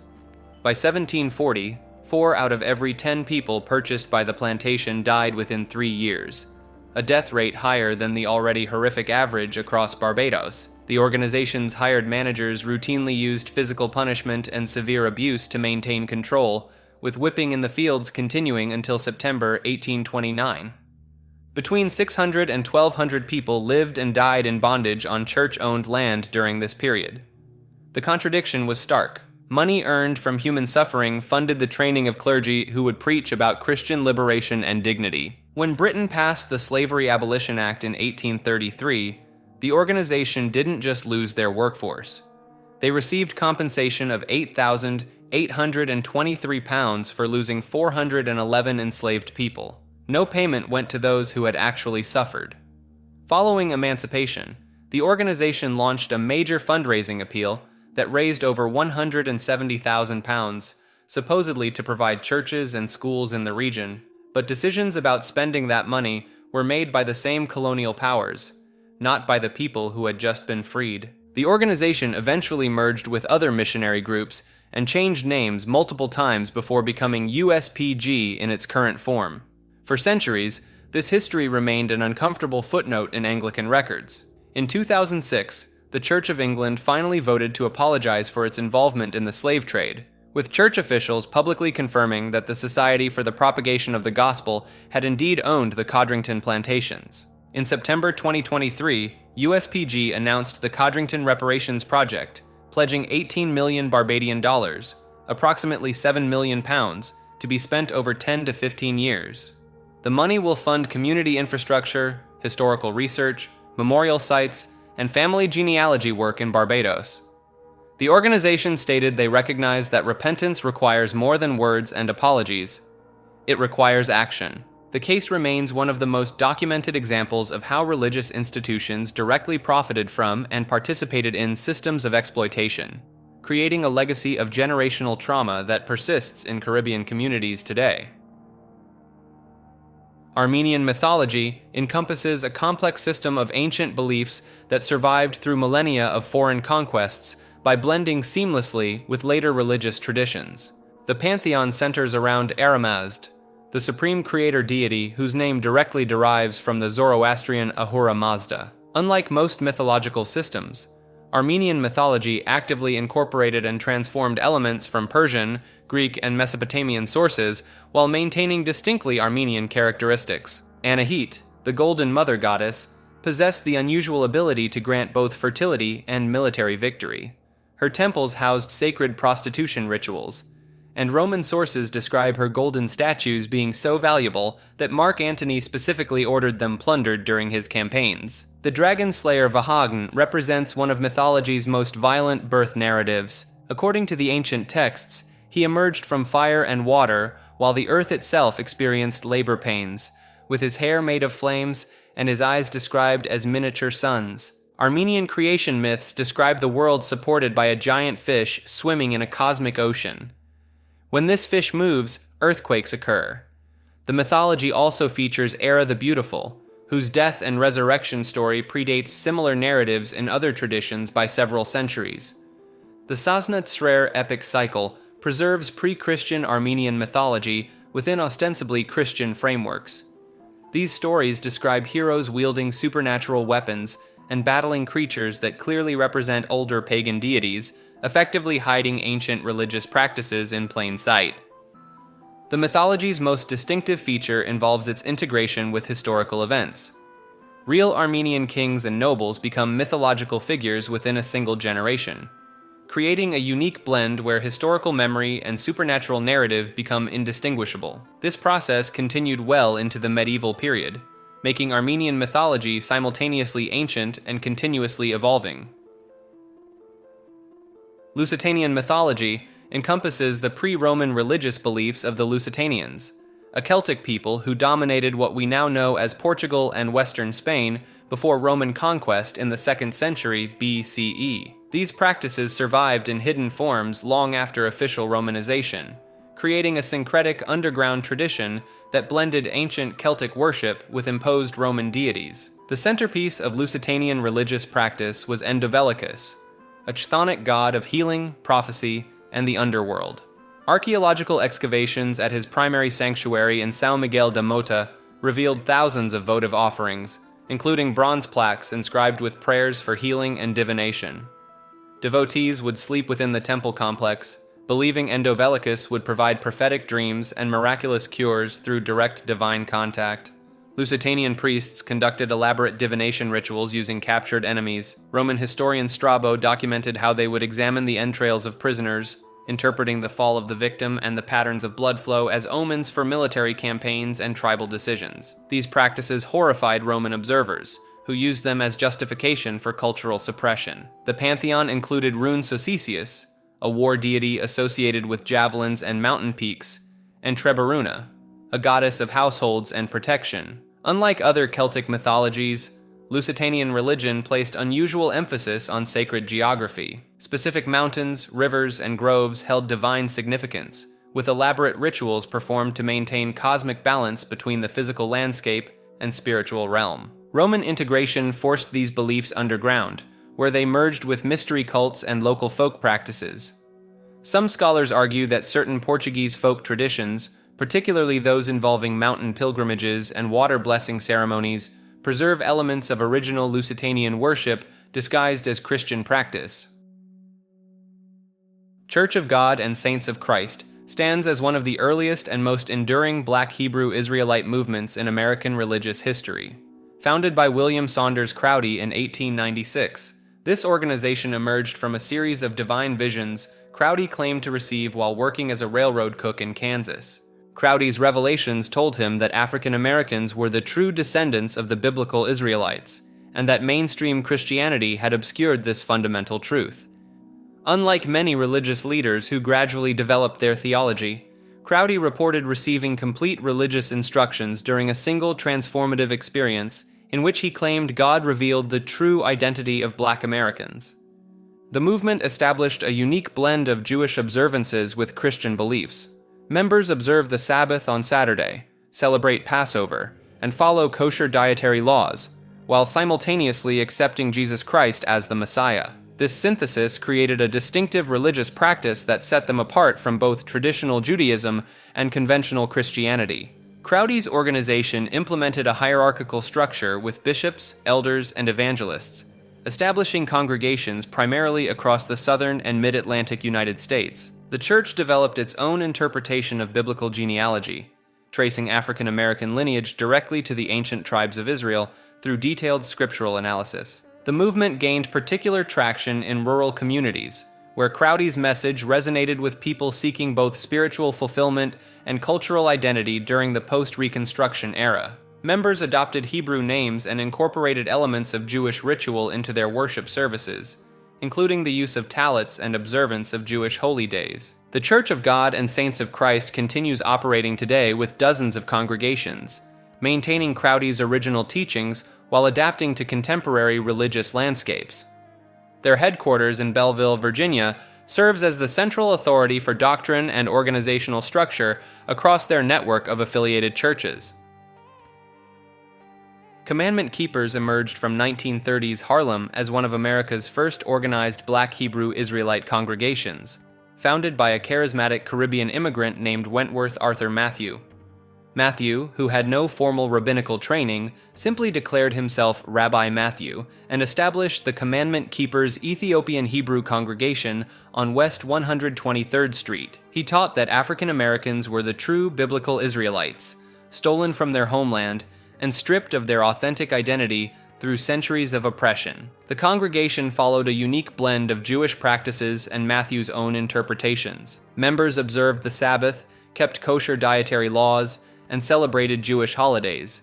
But Matthew added his own twist by incorporating elements he claimed were from ancient Ethiopian Jewish traditions. He created elaborate ceremonies involving colorful robes and invented Hebrew-sounding titles for his followers. Matthew's most audacious move involved ordaining his own rabbis and establishing what he called the Ethiopian Hebrew Rabbinical College. He issued official-looking certificates and even created a lineage chart connecting his movement directly to King Solomon and the Queen of Sheba. The congregation grew to several hundred members who genuinely believed they were practicing the most authentic form of Judaism. What made Matthew particularly effective was his ability to provide both spiritual answers and practical community support during the Great Depression. The Commandment Keepers ran their own businesses, maintained strict moral codes, and offered their members a sense of dignity and ancient heritage that mainstream society denied them. Matthew's influence extended far beyond his own congregation. He mentored several students who later founded their own Black Hebrew Israelite groups, creating a network that would eventually spread across the country and evolve into the more militant movements seen today. Mazdaznan emerged in early 20th century America as one of the more peculiar religious movements to gain mainstream popularity.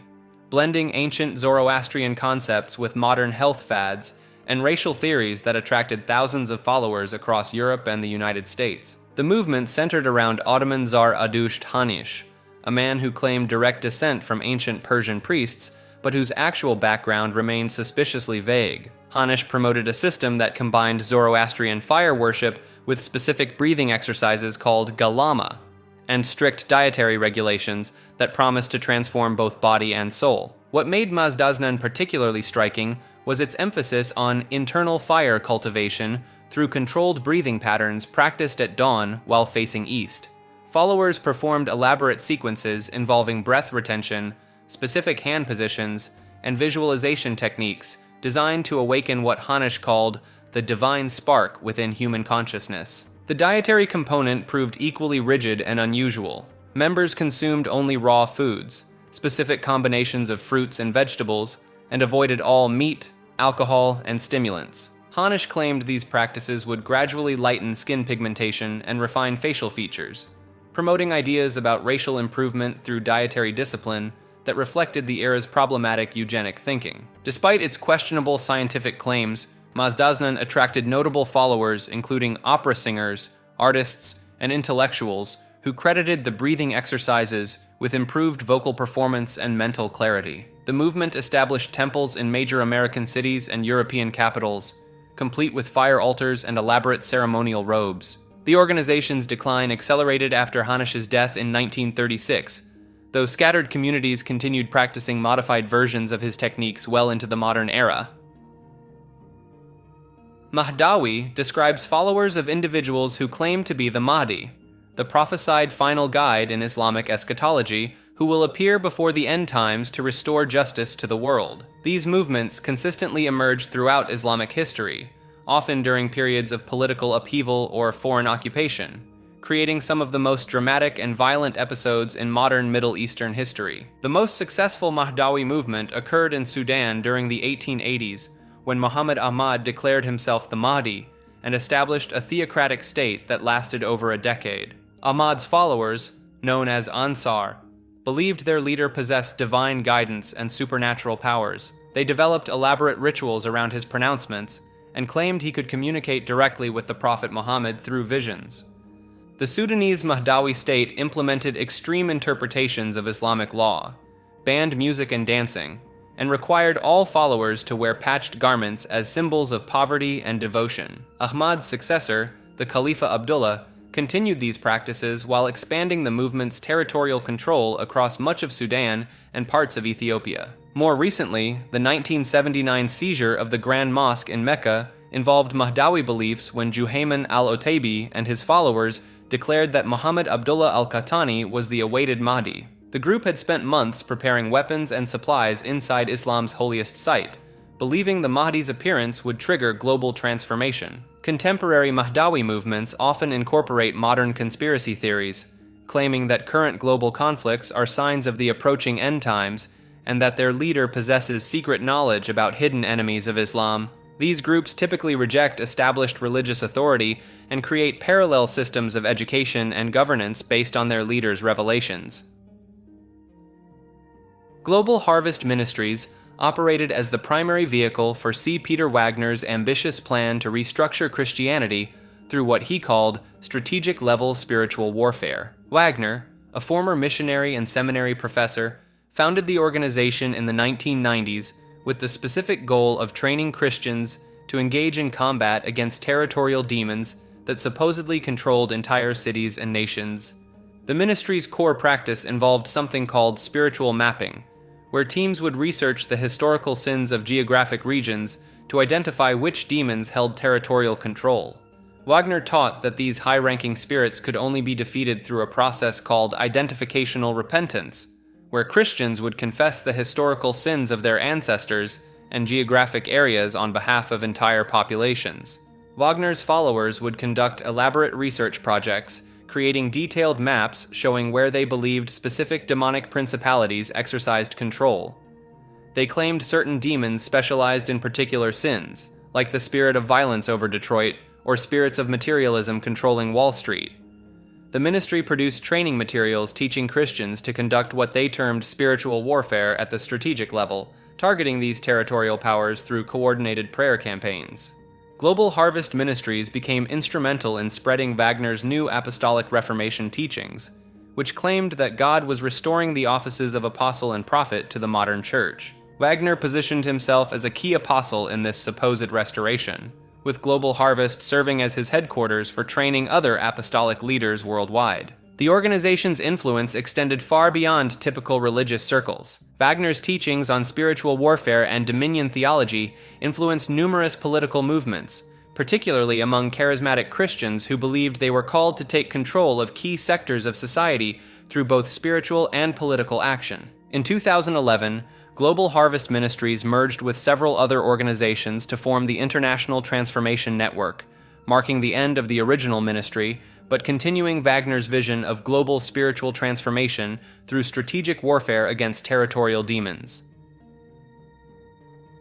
Angel's Landing was the name of a rural compound in Kansas that served as headquarters for one of the most financially destructive cults in recent American history. The operation was run by Lou Castro, whose real name was Daniel Perez, a man who convinced his followers he was a 1,000-year-old angel with the ability to see into the future and protect them from death. Castro established his commune in the early 2000s, drawing in families through promises of financial security and spiritual enlightenment. He told members that terrible disasters would befall anyone who left the group, and that only by staying close to him could they avoid harm. The angel persona wasn't just spiritual theater. Castro used these claims to justify increasingly controlling behavior over every aspect of his followers' lives. The compound operated as a complex insurance fraud scheme disguised as a religious community. Castro would identify members who had substantial life insurance policies, then orchestrate their deaths in ways that appeared accidental. Between 2003 and 2015, at least 7 members died under suspicious circumstances, generating over $4 million in insurance payouts that flowed directly into Castro's control. One of the most documented cases involved Patricia Hughes, who died in 2003 when a car she was working under mysteriously fell and crushed her. The accident occurred just months after Castro had convinced her to increase her life insurance coverage. Another member, Brian Hughes, Patricia's husband, died in 2006 when he was electrocuted while working in a swimming pool at the compound. Castro maintained control through a combination of claimed supernatural abilities and systematic isolation.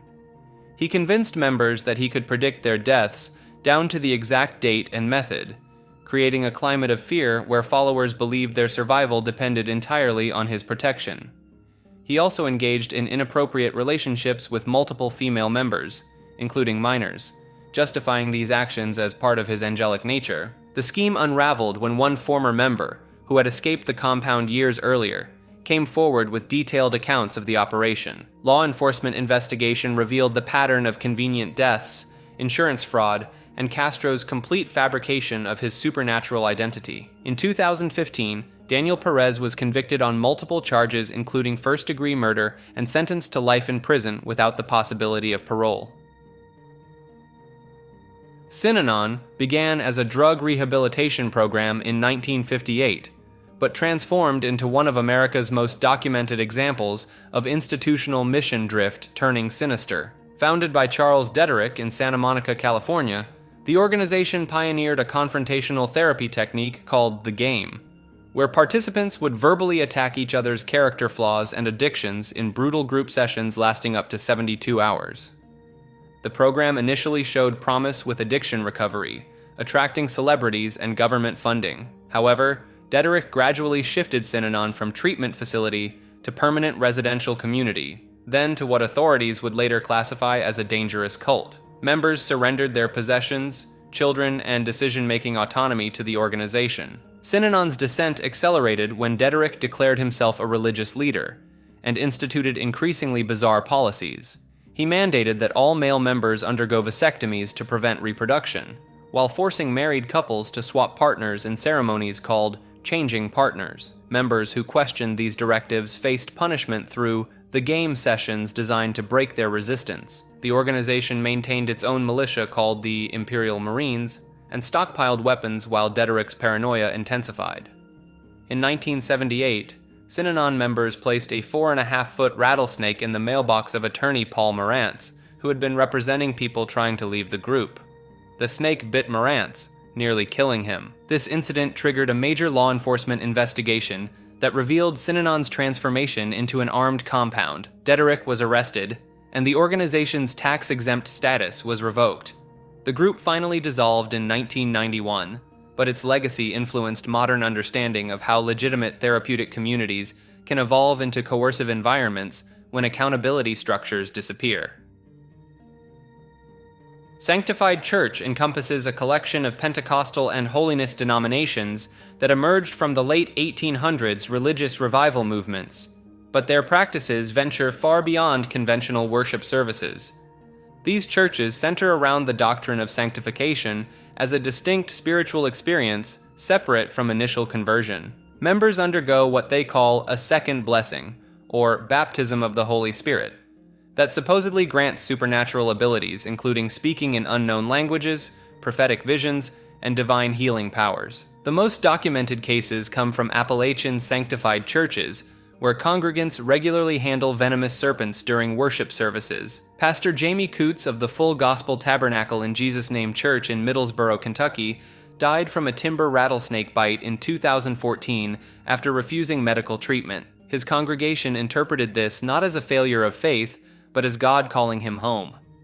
Beyond snake handling, sanctified church services feature prolonged sessions of glossolalia, where participants speak in what they claim are heavenly languages. Linguistic researchers have studied these utterances and found they follow predictable patterns rather than actual language structures, though believers maintain they're receiving direct communication from divine sources. The movement produced controversial figures like A. Allen, who claimed to materialize gold dental fillings in followers' mouths during healing services. Allen's ministry collected millions in donations before his death from acute alcoholism in 1970, creating a template for later televangelists who promised miraculous financial returns for seed offerings. Female leadership flourished unusually early in sanctified churches. Amy Semple McPherson founded the International Church of the Foursquare Gospel in 1927 and pioneered radio evangelism, though her career included a mysterious 1926 disappearance that many suspected was staged for publicity. Modern sanctified churches continue practices like extended fasting periods lasting weeks, exorcism rituals broadcast live on television, and prosperity doctrine teachings that encourage members to donate their last dollars as tests of faith. The movement's emphasis on supernatural experiences and direct divine revelation creates an environment where extraordinary claims become normalized within these closed communities. Fratricelli refers to a radical splinter group of Franciscan monks who took their vows of poverty so seriously that they ended up being hunted down by the Catholic Church itself. These weren't your typical medieval heretics. They were highly educated clerics who used scripture and theology to argue that the Pope had become too wealthy to represent Christ. The movement gained momentum in the late 1200s when a faction of Franciscans known as the Spirituals began insisting that Jesus and the apostles owned absolutely nothing, not even collectively. They claimed that true Christianity required complete rejection of material possessions, and that any religious leader who accumulated wealth was automatically disqualified from spiritual authority. This put them on a direct collision course with Pope John XXII, who had been busy centralizing church finances and building up papal coffers. In 1317, he issued a papal bull declaring that Christ and the apostles did indeed own property, making the Fratricelli's core belief officially heretical overnight. The Fratricelli responded by declaring the Pope himself a heretic and setting up their own parallel church structure throughout Italy. They elected their own ministers, performed their own sacraments, and continued preaching that material wealth corrupted the soul. Some groups went so far as to live completely off the land, refusing even to handle money. Brother Angelo Clareno emerged as one of their most influential leaders, organizing communities that survived by begging and manual labor while maintaining sophisticated theological arguments. These weren't simple peasant movements. Many Fratricelli were university-trained scholars who could debate canon law with the best papal theologians. The persecution escalated dramatically under Pope John's successors. Inquisitors tracked down Fratricelli communities across southern Italy and dozens were burned at the stake for refusing to renounce their beliefs about poverty. The irony wasn't lost on contemporary observers that the church was killing people for being too committed to following Christ's example of material renunciation. Church of God-Zillah centers on a Pentecostal congregation in Zillah, Washington, that accidentally stumbled into one of the most bizarre evangelical marketing campaigns in modern religious history. The town received its name in 1891 after Zillah Oaks, daughter of a Northern Pacific Railway president. This happened decades before the first God-Zillah film stomped across Japanese movie screens in 1954. When the Church of God established a branch there and officially became the Church of God-Zillah, nobody considered the implications. That changed in the late 1990s when Reverend Gary Connor finally connected the dots. The name was an accidental pun waiting to happen. Connor, an admitted fan of old monster movies, realized he had been sitting on pure marketing gold. When God hands you a perfect homonym like Church of God-Zillah, he reasoned, exploiting it becomes practically a religious duty. The congregation started printing t-shirts showing God-Zillah clutching a golden cross while stomping through a destroyed cityscape. Every building in the artwork lay in ruins, except one structure standing untouched: the church. The message was unmistakable. God-Zillah, as in God of Zillah, crushing evil and leaving faith intact. The t-shirts were just the beginning. Church members who worked as mechanics and carpenters constructed a 10-foot-tall wire-frame T-Rex skeleton mounted on a trailer. The steel dinosaur held a cross in one claw and a sign reading, "Jesus Saves," in the other. Red LED eyes were installed, and the church briefly considered adding motion sensors so the eyes would light up whenever cars drove past. The statue debuted at local parades in the Yakima Valley, pulled behind the church youth drill team. Reverend Connor saw the creature as an evangelism tool. Kids would see the dinosaur and beg their parents to visit the church where God-Zillah goes. When the Seattle Times ran a feature story in June 2000, the Associated Press picked it up. Within days, the Church of God-Zillah became international news. Connor conducted over 30 media interviews. Friends of church members in Africa heard about it. The congregation's phone wouldn't stop ringing. Then the legal complications arrived. 2 lawyers representing Toho Company, the Japanese studio that owns the God-Zillah franchise, showed up at the church in rural Washington. The church and the copyright holders reached an agreement. The congregation could keep their God-Zillah statue as long as they never tried to profit from it commercially. The publicity surge brought curious visitors from around the country. Some came for photos, some stayed for services. The church, which officially goes by Christian Worship Center, used the attention exactly as Connor intended, turning roadside curiosity into an opportunity to spread their message. The statue still sits behind the church building on Cheney Road, though it hasn't made a parade appearance in years. The wireframe remains uncovered, never receiving the promised reptilian skin. The red eyes may or may not still function. The promotional frenzy died down after the initial wave, reduced to occasional tourists stopping by every few weeks for photos. Critics, particularly from more conservative Christian circles, viewed the whole enterprise as gimmicky and disrespectful. Some argued the Bible should be compelling enough without needing movie monsters as bait. Others saw it as harmless fun that got people through the door. The Church of God-Zillah occupies a peculiar space in religious Americana, somewhere between sincere evangelism and knowing camp. A small Pentecostal congregation in farm country Washington accidentally discovered their name was a pun, built a giant monster to advertise it, attracted global media coverage, negotiated with Japanese copyright lawyers, and used a B-movie icon to bring people to Sunday services. Ravidasya emerged as a distinct religious identity that split from Sikhism in one of the most contentious religious separations in recent Indian history. This movement centers around the 15th century Saint Guru Ravidas, whose followers declared independence from Sikh religious authority in 2009 following a violent incident at a temple in Vienna, Austria. The catalyst came when members of a radical Sikh group attacked Ravidasya spiritual leaders at the Guru Ravidas temple, resulting in serious injuries and 1 death. This attack stemmed from disputes over religious autonomy and the use of separate religious symbols. The injured saint, Sant Niranjan Das, returned to India and declared Ravidasya a separate religion entirely, rejecting any connection to Sikhism. What makes this particularly significant lies in the caste dynamics at play. Guru Ravidas belonged to the Chamar community, traditionally leather workers who faced severe social discrimination. His teachings specifically addressed caste oppression, making him a powerful figure for Dalit communities across North India. Many Ravidasyas had been counted as Sikhs in previous census data, but began identifying separately to assert their distinct religious heritage. The movement maintains its own religious text called the Amrit Bani, separate from Sikh scriptures. Ravidasya temples feature distinct architectural elements and religious practices, including the veneration of Guru Ravidas as the primary spiritual authority rather than the Sikh guru lineage. Political tensions in Punjab intensified as the separation gained momentum. Some Sikh leaders viewed the split as a threat to Sikh unity and political influence, while Ravidasya advocates argued for recognition as a distinct religious minority deserving constitutional protections. The diaspora element adds another layer of complexity.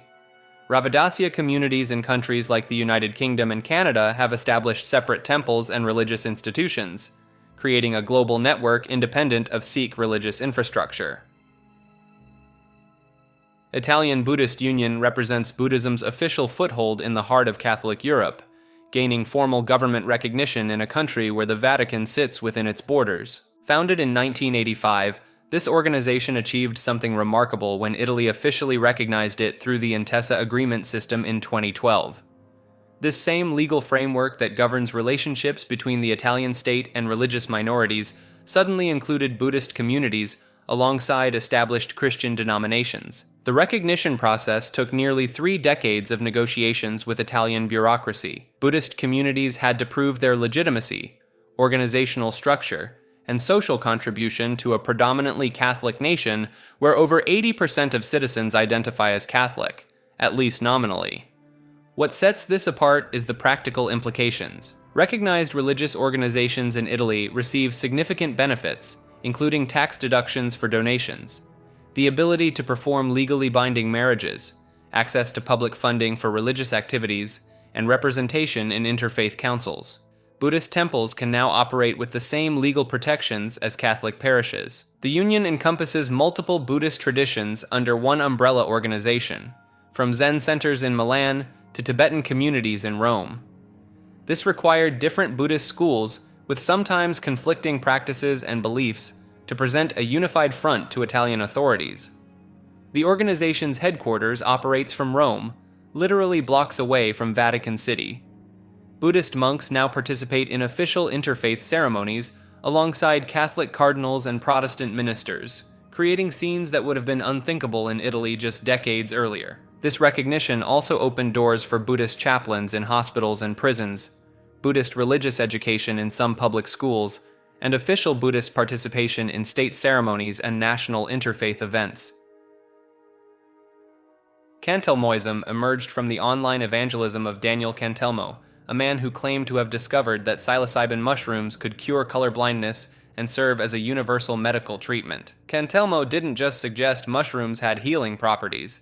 He insisted they were a suppressed cure for virtually every human ailment, from depression to cancer. The movement gained traction around 2019 when Cantelmo began flooding Reddit communities with detailed posts about his supposed breakthrough. He claimed that after consuming psilocybin, his red-green colorblindness completely disappeared, and he could suddenly distinguish colors that had been invisible to him his entire life. This wasn't presented as a temporary psychedelic effect, but as permanent neurological rewiring. Cantelmo's approach combined pseudoscientific explanations with messianic fervor. He insisted that pharmaceutical companies were actively suppressing his discovery because mushrooms couldn't be patented. His posts included elaborate diagrams showing how psilocybin allegedly repaired damaged neural pathways in the visual cortex, complete with medical terminology that sounded convincing to casual readers. The online response split between genuine believers and those treating Cantelmoism as an elaborate meme.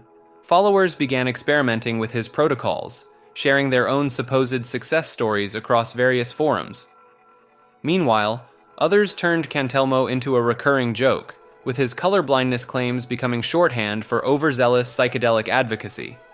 Cantelmo eventually faced platform bans for repeatedly posting the same content and making unsubstantiated medical claims. His disappearance from major social media only strengthened his followers' conviction that he was being silenced by powerful interests. The term Cantelmoism now describes any belief system that treats psychedelics as miracle cures while dismissing conventional medicine as a conspiracy. Campbellism emerged from Alexander Campbell's radical attempt to eliminate all Christian denominations and return to pure New Testament worship in early 1800s America. Campbell declared that every existing church had corrupted true Christianity beyond recognition, positioning himself and his followers as the sole practitioners of authentic biblical faith. Campbell insisted on adult baptism by full immersion only, rejecting infant baptism as completely invalid. His movement demanded weekly communion for all members, claiming most Christians had abandoned this essential practice. They refused to use musical instruments during worship, arguing that organs and pianos represented human additions to divine simplicity. The movement gained momentum through Campbell's aggressive public debates with prominent religious leaders. He challenged Methodist ministers, Baptist preachers, and Presbyterian theologians to defend their denominations in packed auditoriums across the frontier. These spectacles drew massive crowds who came to watch Campbell systematically dismantle his opponent's theological positions. Campbell published detailed accounts of these debates, spreading his influence far beyond those present. His followers distributed thousands of copies throughout rural communities, converting entire congregations to his restoration principles. Local newspapers covered these events like prize fights, with Campbell typically declared the winner by sympathetic crowds. The movement's growth created fierce opposition from established denominations. Ministers warned their congregations about Campbell's dangerous teachings, calling him a deceiver who exploited biblical ignorance. Several states witnessed heated confrontations between Campbellites and traditional church members, sometimes requiring local authorities to intervene. Campbell's anti-denominational crusade produced an unexpected irony. His unified restoration movement eventually fractured into multiple distinct denominations, each claiming to represent the true Campbell legacy. The Churches of Christ, Disciples of Christ, and Christian churches all trace their origins to Campbell's teachings while maintaining theological differences that would have horrified their founder. Modern scholars recognize Campbell's movement as inadvertently creating exactly what it sought to destroy, transforming one man's vision of Christian unity into yet another source of denominational division. Peterburgian Vedism emerged as a distinct spiritual movement within St. Petersburg's underground religious circles during the late Soviet period, blending traditional Hindu Vedic practices with Russian Orthodox mystical elements and local folkloric traditions. Unlike mainstream Hindu movements that spread throughout Russia, this particular strain developed its own interpretations of Vedic texts, incorporating Slavic mythology and Orthodox Christian symbolism into traditional Sanskrit mantras and rituals. The movement gained traction among intellectuals and artists in Leningrad's counterculture scene, who saw it as both spiritual rebellion and cultural preservation during the restrictive Brezhnev era. The practice centered around modified fire ceremonies conducted in communal apartments, where participants would burn offerings while chanting adapted Sanskrit verses that included references to Russian saints and pre-Christian Slavic deities. These gatherings often lasted entire nights, with practitioners claiming to experience visions that merged Hindu cosmology with Russian spiritual imagery.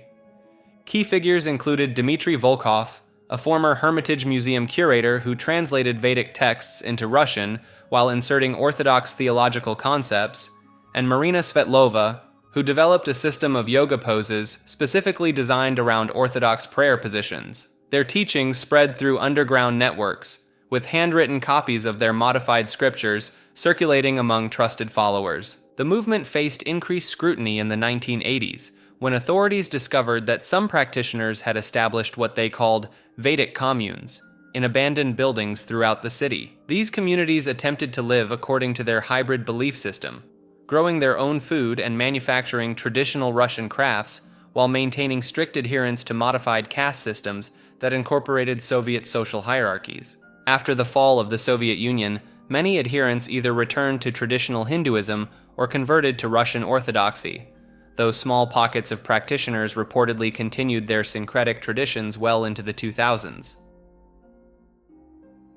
The Reformed Church of Google emerged in 2004 as a satirical religious movement that takes the concept of technological worship to its logical extreme. Founded by programmer Matt McPherson, This tongue-in-cheek organization treats the search engine giant as an omniscient deity worthy of genuine religious devotion. The church operates with surprising theological sophistication, complete with formal doctrines and religious practices. According to their official canon, Google possesses divine attributes including omniscience through its vast data collection, omnipresence across the internet, and near omnipotence in its ability to answer any query. Members, known as Googlers, engage in daily worship through search queries and consider the famous "I'm feeling lucky" button a form of divine guidance. The church's 9-point belief system includes tenets like Google is the closest thing to an omniscient entity that has ever existed, and Google has more influence on humanity than any other company on Earth. McPherson structured the organization as a legitimate religious entity, complete with ordained ministers who can perform weddings and other ceremonies. The church maintains an active website featuring religious texts, including the Google Bible and various psalms dedicated to the search algorithm. What sets this movement apart from simple internet parody lies in its deeper commentary on modern digital dependency. The Reformed Church of Google highlights how billions of people already exhibit worship-like behaviors toward technology companies, turning to Google for answers with an almost religious faith in its accuracy.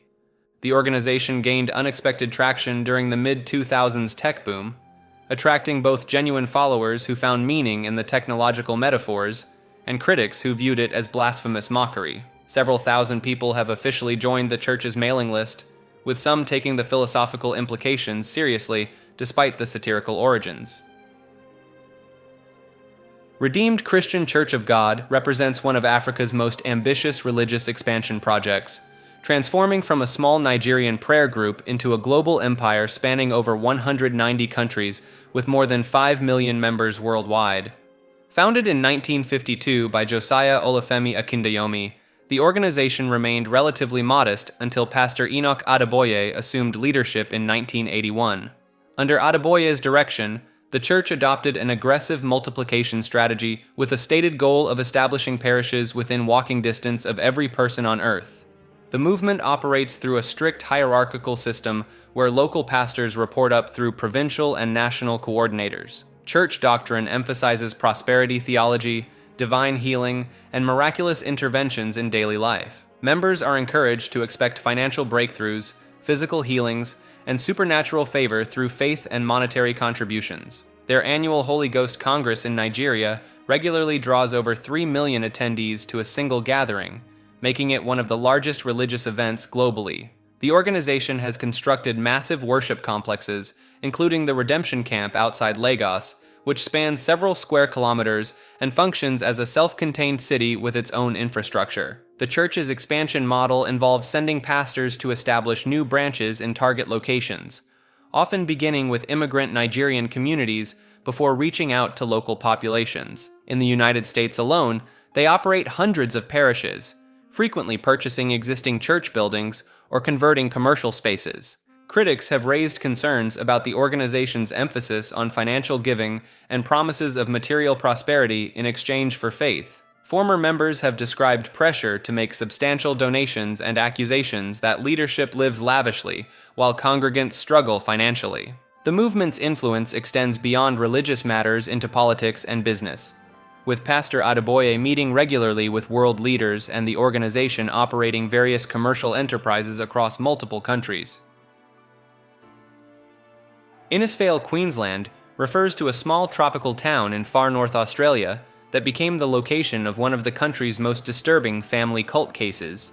Between the 1970s and early 2000s, a family compound operated in the area under the control of matriarch Elizabeth Kennedy. The Kennedy family lived in near total isolation on their property, with Elizabeth exerting absolute authority over her children and grandchildren through a combination of religious manipulation and systematic abuse. The family followed an extreme interpretation of Christianity mixed with Elizabeth's own teachings. She convinced her children that the outside world was sinful and dangerous, that she alone could communicate God's will, and that any disobedience would result in divine punishment. Members were forbidden from leaving the property without permission, denied proper medical care, and subjected to severe physical punishment for infractions. The operation remained hidden for decades, until some of the younger family members managed to escape in the early 2000s and reported what had been happening. Police discovered that multiple generations had been born and raised on the compound with virtually no contact with the outside world. Several family members had never attended school, seen a doctor, or interacted with anyone beyond the immediate family. Elizabeth Kennedy was eventually prosecuted and convicted on multiple counts of abuse. The case became a landmark example of how cult dynamics can exist within family structures, and how geographic isolation in rural Australia can allow such situations to continue undetected for decades. The Innisfail case demonstrated that cult behavior doesn't always require charismatic leaders with large followings. Sometimes it just takes one person with absolute control over a small, isolated group. Hyperianism emerges from the depths of online philosophical circles as a mathematical mysticism movement that claims reality itself is purely mental rather than physical. This system positions mathematics not as a human tool for understanding the world, but as the fundamental language of existence itself. The movement centers around a concept called ontological mathematics, which asserts that mathematical objects like numbers and equations exist independently of human minds and actually constitute the building blocks of reality. According to Hyperianist doctrine, what we perceive as the physical world is merely an illusion masking an underlying mathematical dimension where consciousness and numbers interweave. Key figures operating under pseudonyms like Adam Weishaupt have published extensive works through the Pythagorean Illuminati, claiming direct lineage to historical secret societies. These authors present a worldview where individual consciousness exists as mathematical monads, eternal and indestructible units that reincarnate across different mathematical realities. The system draws heavily from rationalist philosophers like Leibniz and Hegel, while rejecting empiricism and materialism entirely.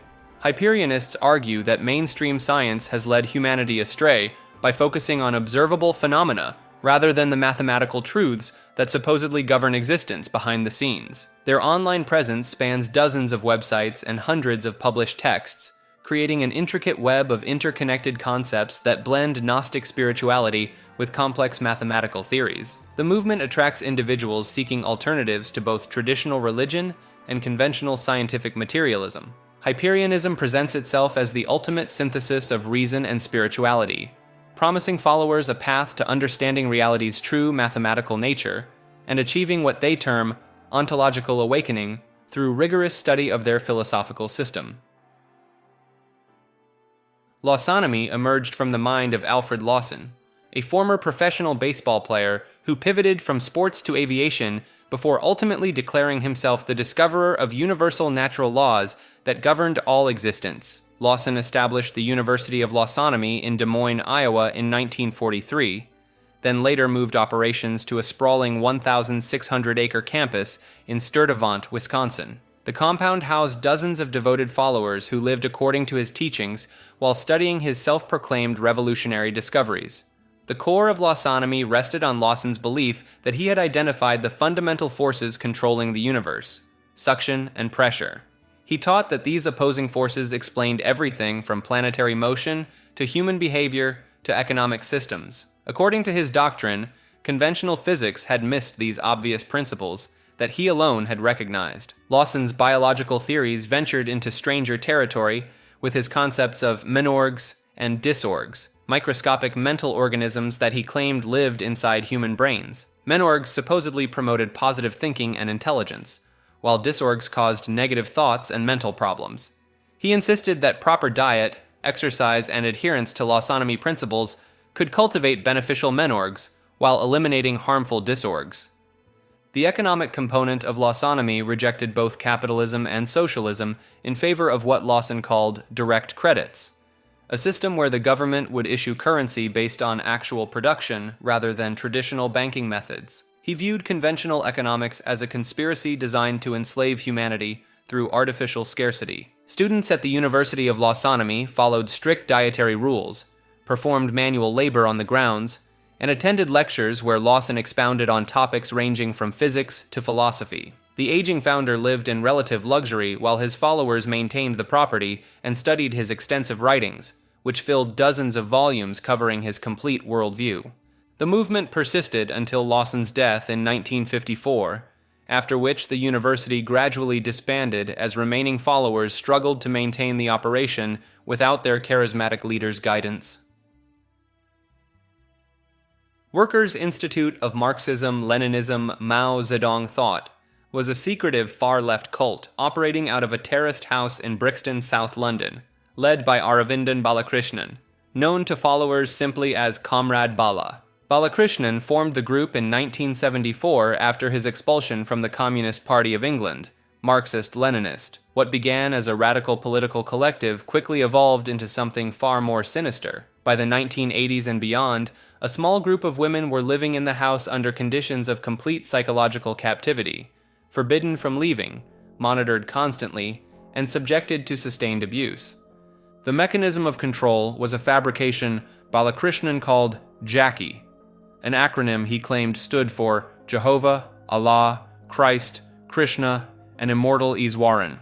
He told the women that Jackie was an all-seeing technological weapon developed by Maoist engineers, capable of monitoring their every thought and physically punishing, or killing, anyone who disobeyed or attempted to leave. Whether or not the women fully believed this, the psychological effect was total compliance over decades. Among the captives was Balakrishnan's own daughter, Katie Morgan Davies, born in 1983 inside the collective. She was never registered at birth, never attended school, and was told she had no biological parents, that she had been found as an infant. She grew up knowing nothing outside the four walls of the collective. In October 2013, the three women living in the house, a 69-year-old Malaysian woman, a 57-year-old Northern Irish woman, and Katie herself, then 30, were finally freed after one of them contacted a charitable organization. Press coverage described the situation as modern-day slavery, generating significant public attention. Balakrishnan was convicted in December 2015 of child cruelty, false imprisonment, rape, indecent assault, and assault. He was sentenced to 23 years in prison in January 2016. First Church of the Last Laugh operates as San Francisco's longest-running parody religion, founded by Ed Holmes, who goes by Bishop Joey, in 1979. This anti-establishment movement built itself around a single core principle. Stupidity serves as the universal bond uniting all humanity across race, creed, and nationality. The church maintains exactly one holy day each year, April 1st, celebrated through the St. Stupid's Day Parade that winds through San Francisco's financial district. Holmes, a former submarine mechanic turned performance artist with the SF Mime Troupe, designed the entire operation as both religious satire and anti-capitalist protest. The parade follows a specific ritual structure called the Stations of Stupid. Participants gather at the Embarcadero carrying socks, pennies, and losing lottery tickets as sacred offerings. At the stock exchange, marchers perform a sock exchange while chanting, "No more chanting." Outside the Federal Reserve Building, they hurl lottery tickets skyward and throw pennies at bankers. The crowd repeatedly shouts profanity at various financial institutions throughout the route. Holmes branded his creation as the world's fastest-growing snack religion, featuring 150% less dogma than traditional faiths. The church's website maintained intentionally terrible formatting with uncorrected spelling errors, creating an aesthetic that mocked both religious authority and internet culture. The movement draws connections to historical traditions like the medieval Feast of Fools and European carnival celebrations, where social hierarchies temporarily reversed through sanctioned chaos. Holmes incorporated elements from the Church of the Subgenius and San Francisco's Cacophony Society, creating a hybrid of performance art, religious commentary, and street theater. Participants dress in elaborate costumes, ranging from giant anatomical displays to political figures, with Holmes traditionally opening ceremonies by exposing his posterior from a float decorated with oversized dachshund heads honoring the defunct Doggy Diner restaurant chain. The church's doctrine centers on humanity's collective foolishness as both unifying force and spiritual truth, positioning stupidity not as failure, but as the authentic human condition deserving celebration rather than shame. Gadgetology presents itself as an ancient religious movement centered around the worship of technological artifacts and the belief that electronic devices possess spiritual consciousness. The supposed faith claims that gadgets, from smartphones to washing machines, contain divine essence, and can communicate with believers through subtle electromagnetic signals. The movement's elaborate mythology describes a pantheon of device deities, with the Great Processor as the supreme being and various household appliances serving as minor gods. Practitioners allegedly perform daily rituals involving the careful arrangement of their electronic devices, specific charging patterns, and meditation while holding their phones or tablets. Gadgetology was entirely fabricated as an internet experiment by a digital artist known as Marcus Webb in 2019. Webb created an intricate web of fake websites, social media accounts, testimonial videos, and even mock academic papers discussing the religion's supposed ancient origins in Silicon Valley garages of the 1970s. The hoax included detailed fake histories claiming that Steve Jobs and other tech pioneers were secret gadgetologists who embedded mystical properties into their creations. Webb even produced counterfeit archaeological evidence showing ancient circuit board-like artifacts supposedly discovered in California caves. The experiment successfully attracted genuine followers who began practicing the invented rituals and spreading the beliefs across social platforms. Several technology blogs and fringe spirituality websites covered gadgetology as a legitimate emerging religion before Webb revealed the elaborate deception. Webb's stated goal was demonstrating how readily people accept alternative spiritual movements when presented with convincing documentation and testimonials, particularly when the beliefs align with existing cultural anxieties about technology's role in modern life. Our Lady of Perpetual Exemption began as a satirical experiment on HBO's Last Week Tonight that accidentally became one of the most successful demonstrations of religious tax loopholes in American history. Host John Oliver established this fake televangelism church in 2015 to expose how easily religious organizations can obtain tax-exempt status. The church operated exactly like the prosperity gospel ministries Oliver was criticizing, complete with requests for seed donations and promises of divine financial returns. What started as comedy quickly turned serious when the Internal Revenue Service granted the church official tax-exempt status. Oliver had created a legitimate religious organization by simply filling out the proper paperwork and meeting basic requirements. No extensive review process, no theological examination, just bureaucratic forms. The church received over $80,000 in donations from viewers who understood the joke, but participated anyway. People sent cash, checks, and unusual items including a bag of actual seeds, random household objects, and even a McDonald's Happy Meal. One viewer donated a significant portion of their Social Security check, forcing Oliver to return the money personally. The seed faith concept became central to the church's operations. Televangelists teach that small donations planted like seeds will grow into massive financial blessings through divine multiplication. Oliver's church promised the same returns while openly acknowledging the absurdity of the practice. The experiment revealed how prosperity gospel ministries operate without meaningful oversight. These organizations collect millions in donations while their leaders live in luxury, all protected by religious freedom laws and tax exemptions designed for legitimate charitable work. Oliver eventually dissolved Our Lady of Perpetual Exemption after 3 months when donations exceeded expectations and created genuine ethical concerns. The remaining funds went to Doctors Without Borders, an actual charitable organization. The church's brief existence highlighted the contradiction between televangelism's massive wealth accumulation and traditional religious teachings about material detachment. Many prosperity preachers own private jets, multiple mansions, and luxury cars while requesting donations from financially struggling followers. Neo-American Church represents one of the most audacious attempts to weaponize religious freedom laws for psychedelic use in American history. Founded in 1965 by Arthur Kleps, a former psychologist turned psychedelic advocate, this organization positioned itself as a legitimate religion with LSD as its primary sacrament. Kleps established the church with a deliberately provocative approach, adopting the motto, "Victory over horseshit," and creating official membership cards that members could present to law enforcement during drug arrests. The church's sacred text, called the Boohoo Bible, mixed genuine religious philosophy with satirical commentary on American drug policy. The organization claimed that psychedelic substances like LSD, psilocybin mushrooms, and mescaline were essential to their religious practice, arguing that these chemicals provided direct access to divine experiences.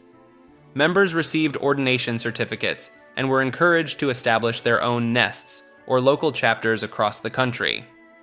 Law enforcement agencies quickly recognized the church as a transparent attempt to circumvent drug laws. Federal agents conducted numerous raids on church gatherings throughout the late 1960s, leading to extended legal battles over the boundaries between religious freedom and controlled substance regulations. The church's most significant legal victory came when member Robert Leary, brother of Timothy Leary, successfully argued in court that his LSD possession was protected under the Religious Freedom Restoration Act. However, this victory proved temporary as courts gradually narrowed the scope of religious exemptions for controlled substances. Kleps himself faced multiple arrests and spent considerable time in federal prison, though he continued advocating for the church's legitimacy until his death in 1999. The organization technically still exists today, though with minimal active membership and no legal recognition of their sacramental practices. Keraton Agung Sejagat translates to Universal Grand Throne and represents one of Indonesia's most brazen attempts at creating a modern mystical monarchy. Founded in 2018 by Totok Santoso Hadiningrat and his wife Fanny Aminadia in central Java, this movement accumulated 450 followers across multiple Indonesian provinces before its spectacular collapse. The couple proclaimed themselves king and queen of what they claimed was not just another micronation, but the supreme authority over all world governments. Santoso declared that every nation on earth operated under their sovereignty, demanding that world leaders pledge fealty and surrender assets to their palace in Purworejo Regency. Their justification centered on an alleged 500-year lease agreement from 1518, where Javanese rulers supposedly ceded global sovereignty to Portuguese colonial powers.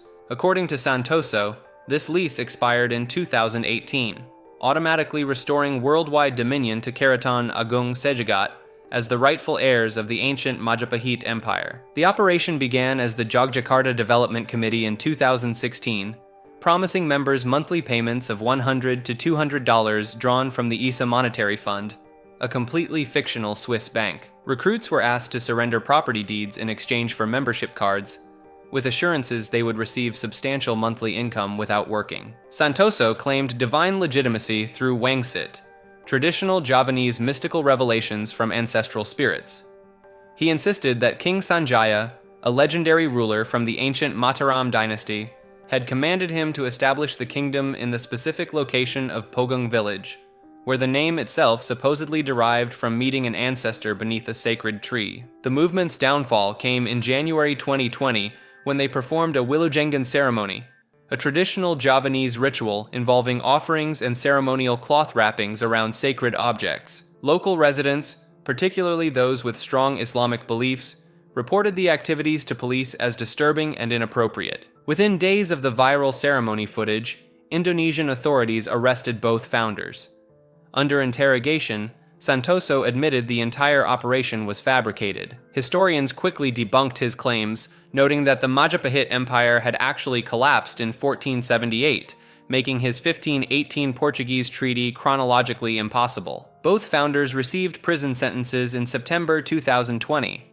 Santoso was sentenced to 4 years, while Aminadia received 1.5 years for spreading false information and disturbing public order. Indonesian President Joko Widodo dismissed the entire phenomenon as mere entertainment, while government officials suggested the participants required mental health evaluation. The movement had established branches beyond Java, with cells operating in Sumatra and other Indonesian provinces, demonstrating how effectively the couple had marketed their blend of traditional mysticism and modern financial promises to vulnerable populations seeking both spiritual meaning and economic opportunity.